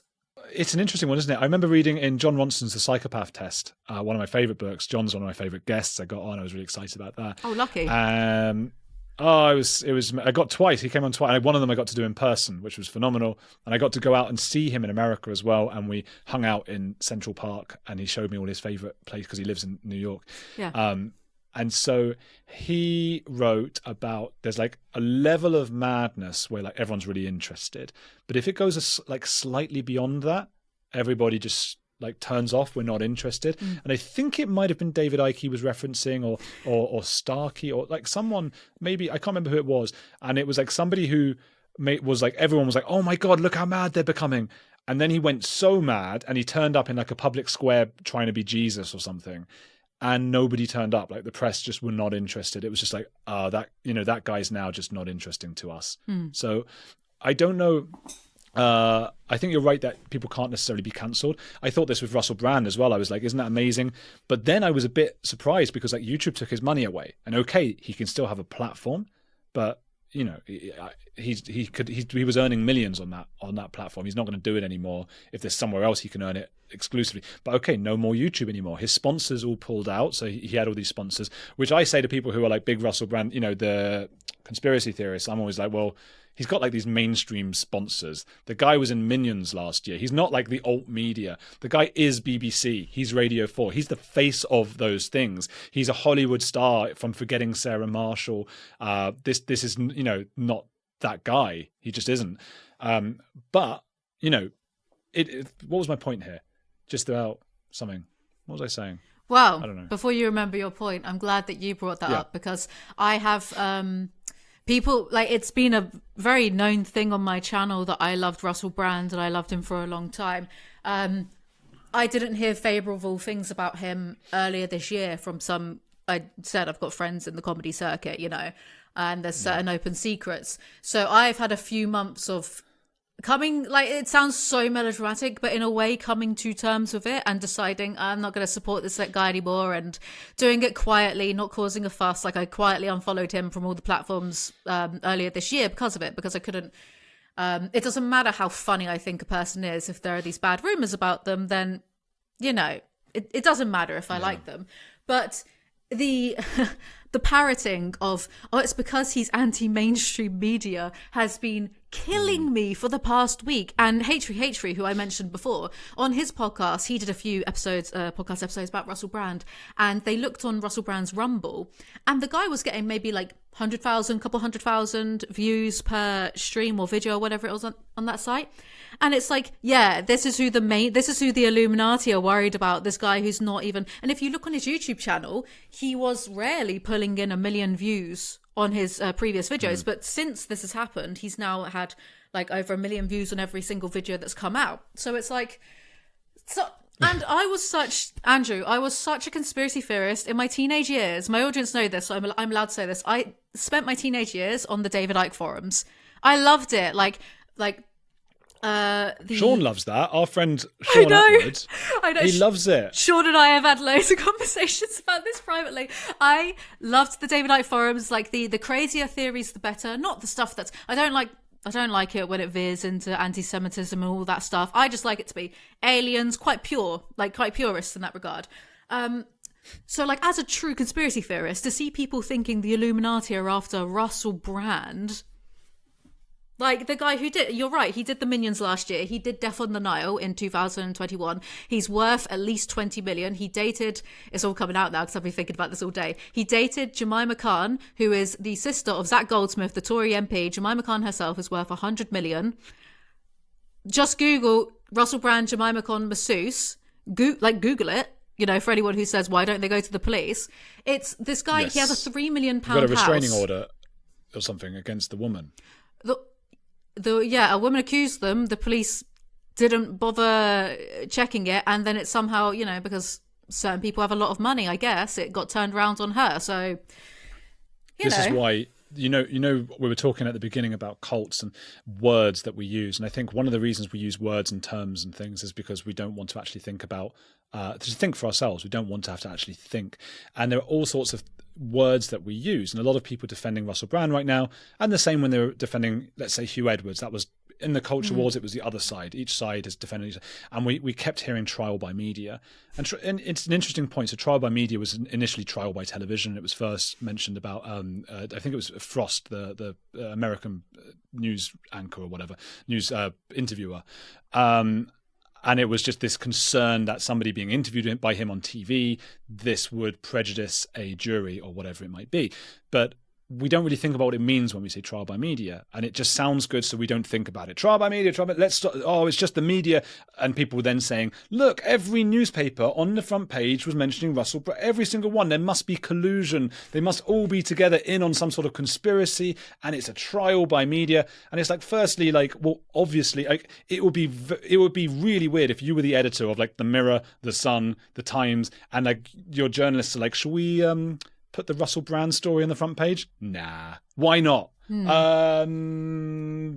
will look like collusion. I don't know. Like, obviously, that's the one that needs to be on the front page because that's your job as to bring the news to people. But the media, what people forget about, because it's gotten things wrong so many times, because the media is not a thing. It's like millions of people who get things wrong because people are fallible.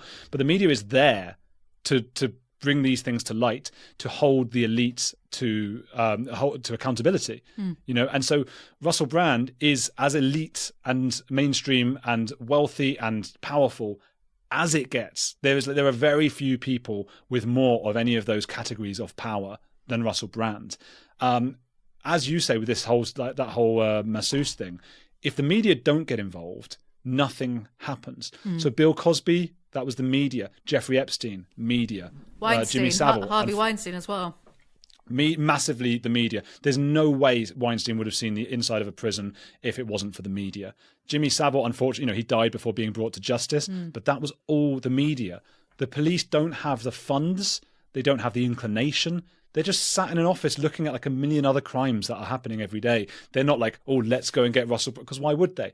The media is essential, and we forget that that's the whole point of the media. So when people say trial by media, it's not a trial by media because he's not going to prison. He's not having his freedom stripped of him. He's at large. He's currently earning loads and loads of money still, nowhere near as much on Rumble. I don't agree that YouTube should have taken his ability to earn away before due process. But we're waiting to see if after an investigation, if there's going to be a court and a trial. And the moment he gets arrested, the media has a blanket silence. They're no longer legally allowed to comment on any of it so that the jury not be influenced by it, so that we don't have a trial by media. So, and yes, you can say yes, but they're going to remember all of the press from a year ago.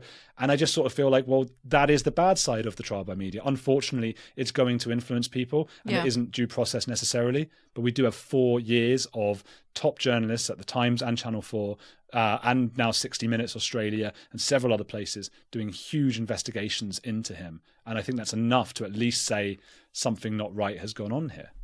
It's funny that you mentioned YouTube and the monetization.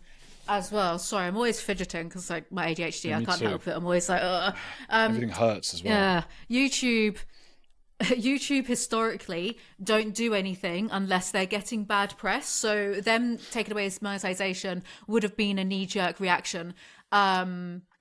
There was a YouTuber called Onision, and people were complaining. I don't know if have you ever heard of him? Oh yeah, Yeah. yeah. Because I had Chris Hansen on. And Oh, Chris Hansen really? spoke about him. Yeah. Oh, that's funny because people have. I've done loads of videos on Onision because I think like it's a car crash. The guy's a joke.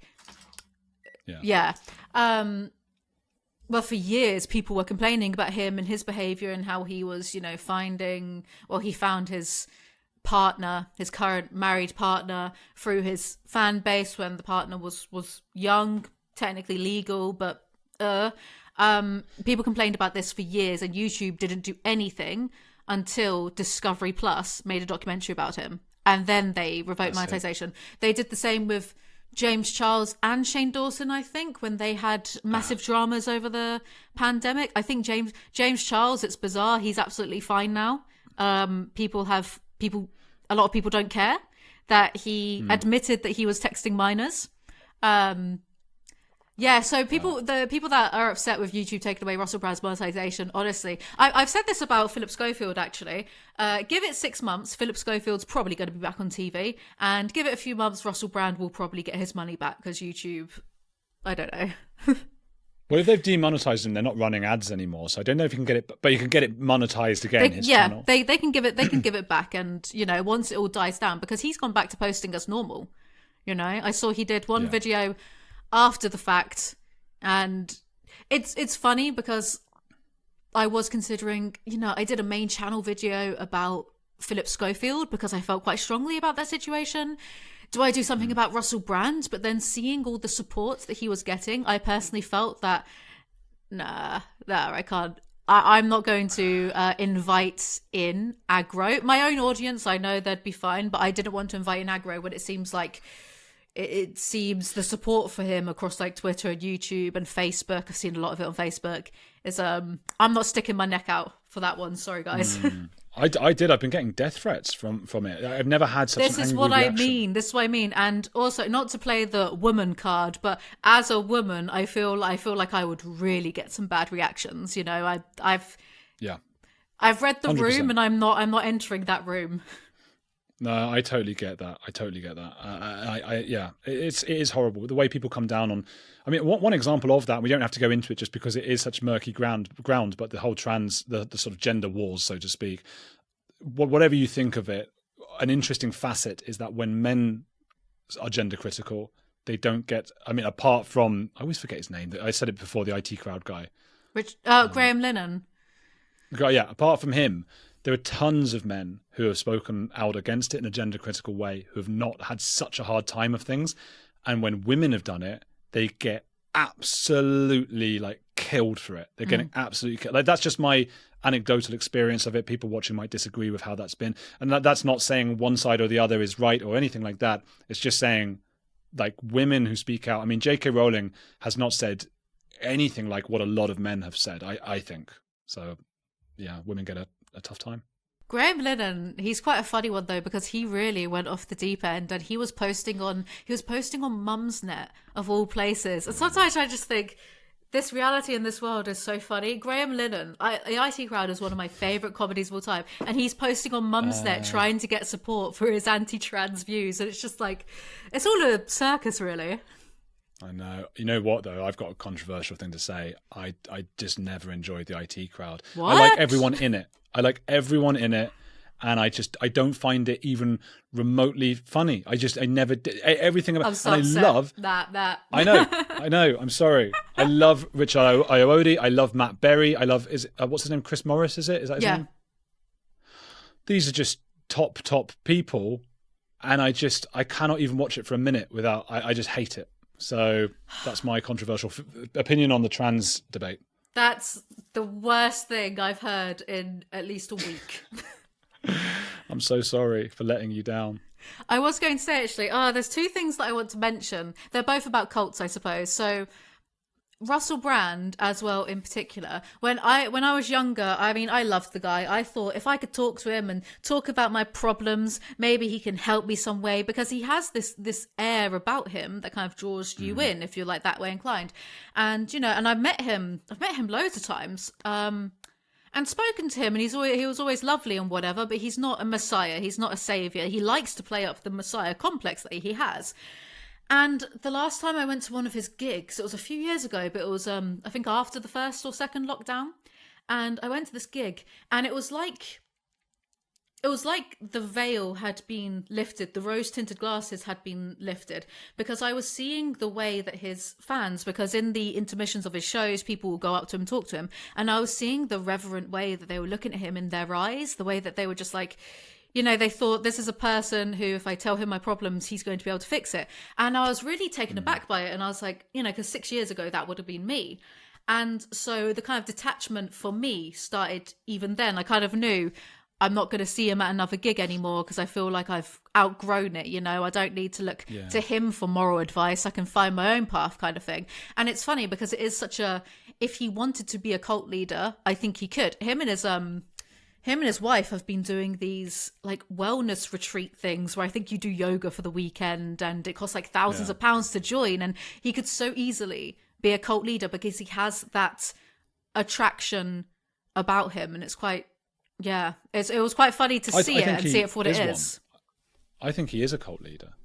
Yeah. I think there's, again, one of my favorite books is Amanda Montell's Cultish. And she's a linguist, and her dad was in a cult, and so she writes really well about cults and the things that make cults. And I think sometimes we have quite a limited idea of what a cult can be. We don't like uncertainty, and we like to say that's a cult: Heaven's Gate, Jonestown, Scientology, NXIVM. Those are cults, and everything else is not a cult.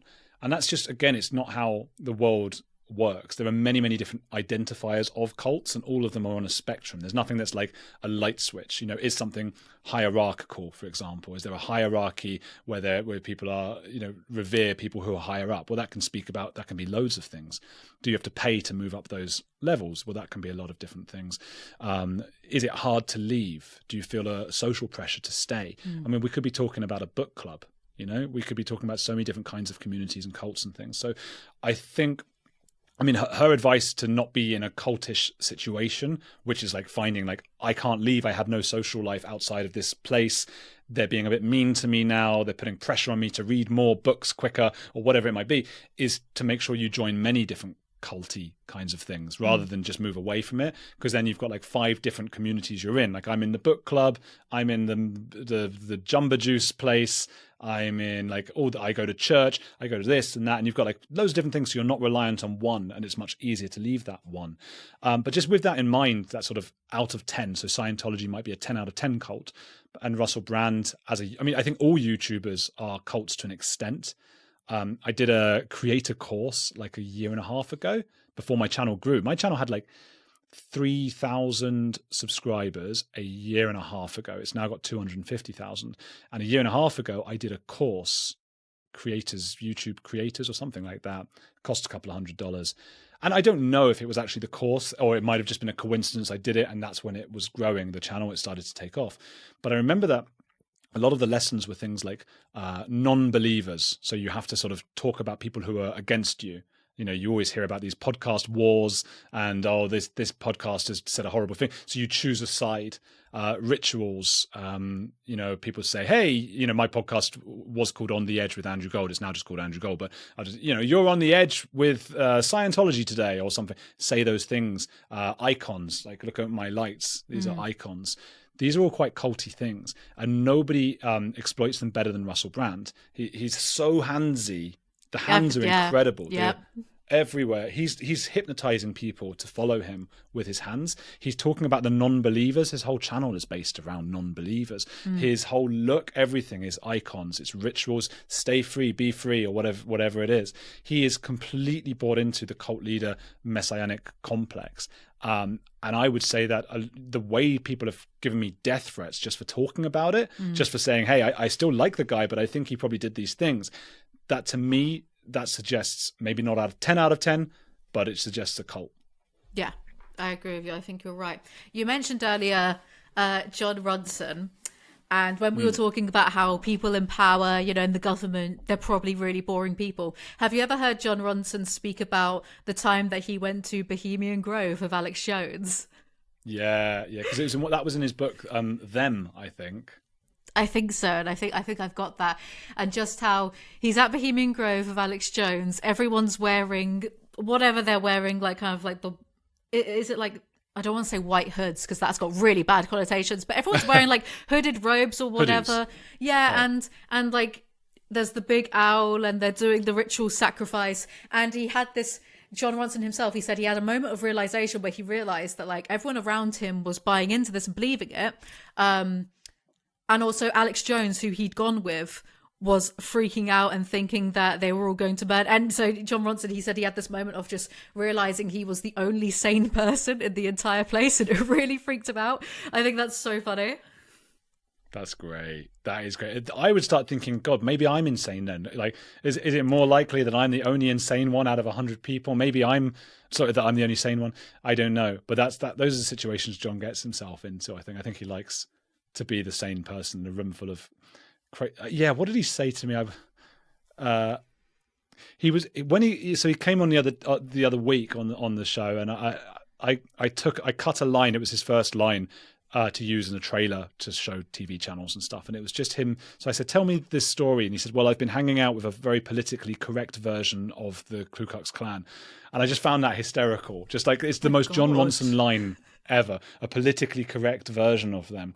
I found that really, really funny. And it's just, it typifies the way John talks about these really extreme, crazy things. I find that so interesting to be around people where you don't necessarily believe what they believe, but interacting with such diverse people, especially because probably shouldn't say the word crazy, but I do love crazy things. I love UFO hunting, and I love, the druids that go to Stonehenge and all the stuff about Stonehenge. And I find that stuff really enjoyable. Didn't you go UFO hunting for one of your documentaries? Yeah, in Argentina, this was like the second or third thing I'd ever done, and it was like a 5-minute video in the end. But like 5 minute or 7 minutes, 7-minute video is like hours and hours of footage that you have to edit, which is mad. Now I'm on YouTube, I just like talk for a live stream for hours, and it's like, internet, have that. Whereas that was like hours and hours and days we had to go. So we went to this place called Capilla del Monte, Chapel of the Mountain, I suppose, or something like that, and there's a mountain there that sort of got burnt or something in the 80s, and it's just stayed like burnt, or I don't even know what's happened with it. But the assumption by everybody is that it's because there were aliens there, and for some reason aliens left like a black mark on the hill. So I went to the museums there. I went to speak to some of the alien hunters and all these things, and we went and camped out at like 2 a.m. We climbed a mountain. There were like me and the 2 alien hunter people, and they had like 4 people who came with anyway. It's just so much of this stuff overlaps with vague New Age beliefy kinds of things. So there was obviously, while we were on the mountaintop, a lot of guitar playing and sort of kumbaya, and people wearing really hippie clothes and those kinds of things. I thought, I don't know how is this related to the prospect there might be aliens from the 5th dimension, that's what they were telling me, who come from beneath the earth and come out at night. And eventually they sort of were pointing, and they were all going, "Oh my God, the alien!" And it was like car headlights in the distance. That's what I thought, But it was a really beautiful time. They were also nice to me, and there was this really lovely experience. I had an encounter with the woman who runs the UFO center there, called Luz Lopez, and she's actually from Colombia. And Colombia is really, really far from Argentina. It's like ages. It's like England to Pakistan. That's like, people don't realize, for some reason, like north to south on the map doesn't seem as far as west to east, but it's really, really far. But she, for some reason, was going through some difficult time in Colombia. She had depression or something like that. So she decided to go do a fast. So she had like 9 days of fasting. I don't know exactly how she did it, but I just know like that she was very weak by the end of it. And she fell into a sort of hallucination, and she dreamed a shape into being, and she drew the shape down. And then a friend of hers said, "You know what that is, that shape? That is Capilla del Monte on the map. You've got to go there. So you've got to go to Argentina." So she like hikes down or hitchhikes. I don't know how she got down from Colombia down to Argentina. Like, you're going over mountains and crazy stuff like that. Goes to Capilla Monte, falls in love with the guy who runs the museum, Jorge Lopez, and becomes like the museum woman with him. And I didn't even realize any of this. She was showing me, we're filming, and she's showing me the museum. And I didn't know about the husband, anything like that. And she just kept talking about this guy, Jorge Lopez. Oh, and he's such a great guy. And I didn't know about the relationship or anything. So eventually I sort of went, did you have like something with Jorge? And she told me the whole story. And she said the aliens now come and they visit with news of Jorge, because Jorge unfortunately died. Oh. And it's very, very, it's just so sad to see her in this little museum so far from home, just on her own in this little alien place. But she's sort of comforted by what she believes are aliens coming to visit her and tell her about Jorge and give her news and things. The sweetest little woman out there. And just, I don't know, I just thought, like, there's part of me going, this is so ridiculous and bonkers and stupid. And there's another part going, what a sweet, lovely woman. Isn't this what humanity is about? Like, humans are supposed to believe in ridiculous, crazy things, and to get something from it. She needed to believe in that. And so I thought it was quite beautiful. Yeah, and there's an element there of just letting people live. You know, if they seek comfort and they're not hurting anyone else, and it's belief in aliens, so it's not belief in anything that's inherently harmful to other people, I just think, allow it. It's fine. Yeah, I think so. I think it's fine. It was sweet. The problem is, like, all the new agey shops there that sort of convince people to, you know, fork over their cash and stuff. But I don't know. Oh yeah, buy these crystals, align your chakras, all that kind of stuff. See, I don't go for that kind of stuff. I've never been into spirituality. I'm just a cut and dry. Aliens were out there somewhere. Maybe they've been here. I'm not convinced anymore that they did the pyramids, because I educated myself about ancient Egypt. So. Yeah, I don't know enough about that. I just know, you know, Gwyneth Paltrow seems pretty mad.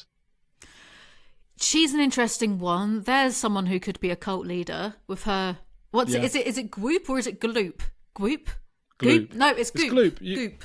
Oh, is it Goop? Yeah. Yeah, she's just one of those, isn't she? You know, there's that other guy who was in Requiem for a Dream, and I always forget his name as well. Jared Leto, yeah. Yeah, there's him, there's Gwyneth, there's Tom Cruise, there's Russell Brand. These are just like people who believe their own hype, maybe, and also have crazy ideas. What do you think about Tom Cruise? Because you interview a lot of ex-Scientologists. Yeah, he must have seen some of the videos, because those have gone crazy over the years, and I've done like hundreds of them, and some of them have gotten like well over 1 million views, and they've just got like big pictures of him there. And I do sometimes wonder, like, because even Tom Cruise, right? We don't think about this. We imagine celebrities somehow live on like another planet, but he, like, you know, presumably has a sofa or a bed or a chair and a laptop, and goes on YouTube and types his own name and sees stuff. So he must have seen some of it. And it's such a difficult one, because he's so charming. But this is the same with Russell Brand, you know, and he's so charming that if I saw him in real life, I'm sure part of me would want to get along with him and want him and say, oh, Tom, sorry, I didn't mean to say all the things I've said about you. But I think he's a true believer. I don't think he's like in Scientology and doesn't care or whatever. I think he really believes in Scientology. It's very difficult to explain what that means to believe in Scientology, though, because it's not like, you know, if you think of a Christian who believes in Christianity, you're talking about the sort of New Testament God and Jesus and stuff. With Scientology, it's not very clear. Like, you're supposed to go quite far into Scientology before you even hear the whole origin story about Lord Xenu, the galactic warlord. But again, people made the mistake of thinking he's like their Jesus, but he's the evil one. He's the bad guy, Xenu. He threw people in a volcano. So there's no like God. There's no like good guy. All there is this idea that we've all been brainwashed to believe in the traditional religions by aliens, and actually the real religion is Scientology. And it's like, well, what is it? I don't even know what this thing is. And it seems to be some sort of vague belief centered around you control what happens in your life. You pulled it in, they say. You pull it in. Anything that happens to you, including what happened to the victims of Danny Masterson, the actor from that 70s show, he's just gone to prison for life, is your own fault. It's something you did to make that happen. And I think that's really appealing in most cults, because people feel out of control. Again, it's going back to that, what we talked about with conspiracy theories. Nobody likes uncertainty. We don't like to feel like we're out of control. And Scientology says to these people who feel vulnerable and, what's going on? Scientology says, if you follow us, you're going to feel much more in control of everything in your life, and you'll realize you're in control of everything, and you can help to convert the rest of the world and make them, cure the reactive mind, they say. Mm-hmm. So that's what they believe. Tom Cruise is basically the head of it. He's donated apparently millions and millions to it. His movies are basically adverts for Scientology because they all show him saving the world as some sort of alien or just a superhero kind of thing. And there are a lot of parallels between many of his films and Scientology. So it's basically propaganda for Scientology when you go to watch Mission Impossible and stuff like that. And there are countless abuses that go on in Scientology. And he's either unaware or more likely he thinks there's a greater good and he thinks he's helping to clear the planet of something. And some people are going to be hurt because he's best friends with the leader, David Miscavige. Yeah. And David Miscavige, we know, just goes around punching people. He just punches people who work for him. He would punch them and make them run around a tree for a whole day. He puts them in something called the hole. I was going to say the hole. Yeah. Yeah, I've heard of that. Yeah. And Cruise must know about that. So the only thing we can think is that he's a real true believer and he thinks it's for the greater good. He's too far in now. He's spent his whole life in this thing to now come out and say actually I gave it some thinking and I realized it's horrible. I don't think he's ever going to leave it, unfortunately.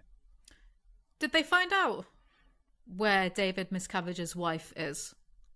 Yeah, so Shelley Miscavige, it is believed, is so this was brought about because Leah Remini, the actress from King of Queens, if anyone's seen that, she asked, and this was part of why Leah left. She was friendly with Shelley, and she was I think it was at one of Tom's weddings, and she said, "Hey, where's Shelley?" And somebody says, "You don't have the fucking rank to ask about that." And she was like, "Okay, I'm out of here." That was the straw that broke the camel's back for her. But where is she? And that became a big thing. It became a Twitter hashtag, and I think it's not quite the mystery people say it is. I think my understanding is she is in a sort of bunker somewhere in California. We don't know if she's being kept against her will, but it's just as likely she's there because she believes she's should be there. David Miscavige apparently started a relationship with his secretary, and around the same time she went missing, Shelley. But it is believed she's been demoted for, I don't know, asking the wrong question or saying the wrong thing at the wrong time. It's a shame because she was often the one who would stop his violence a little bit. Apparently she was sort of a slightly more rational voice when he was doing these things. At the same time, I'm wary of people saying, "Where is Shelley?" and sort of making a martyr out of her, because you got to remember this is somebody who was the wife of the leader, the church leader, the Church of Scientology, and who watched countless horrible things happen and was apparently quite a feisty, or is a feisty character herself. But she's supposed to be in a bunker now somewhere, hidden from the world, and doing her Scientology work, which usually involves cleaning a lot from what I can gather. It's just clean everything and make sure it's clean, and then keep admitting things that you didn't do to one another. And that's what they do. That sounds a bit like, have you ever heard of, there's a specific school that got closed down in America called the Elan School. And it's, I don't know the term for it, but Paris Hilton went through this when parents will decide they can't deal with their kids, and they'll arrange for their children to get kidnapped in the middle of the night and taken to a school in the middle of a forest. And oh my God. Have you heard it? I don't know the specific term for it, but Paris Hilton went through it. It's kind of God. And there was this one called... It's a military, sort of almost like a military, like a school, because she's been misbehaving, so they get her kidnapped and taken to the school. Yeah, so you go through a traumatized experience to begin with, because the kids think that they actually are being kidnapped, and you're placed in the middle of the wilderness. And this Elan School, I think it was in the middle of these woods in America, and there was this system in place where you had to move up in the ranks to be able to ultimately leave the school, but a lot of people who graduated from the school ended up working back at the school. And so I'm thinking of the word strength for some reason, the older students were the strengths, and you weren't allowed to look them in the eye, you weren't allowed to talk unless spoken to, you weren't allowed to do anything. And there was a lot of ratting each other out for things that other people may or may not have done, if you don't contribute to that, if you don't say, I saw that person doing a sin, for example, then you get beaten up. The like leaders of this school were making the kids have boxing matches with each other. And we're talking like children, like, 10 years old to like 18 or whatever. But these types of, I don't even want to say schools, but these types of facilities were quite common in America. And Elan was a very famous one that got shut down. And people didn't believe that it was going on for the longest time because, when the parents would ring the children would have to say, yeah, everything's fine. Otherwise, the phones would hang up and they'd get beaten. Wow. That's what it sounds like with That's Scientology. Well, that sounds what you've just described as like cult 101. That's so culty. One of the main things, again, like making each other like tell on one another. That is just so culty. It's really Stasi-like as well. The Stasi used to like put pornography in the mailboxes of people and then sort of make one another tell on one another.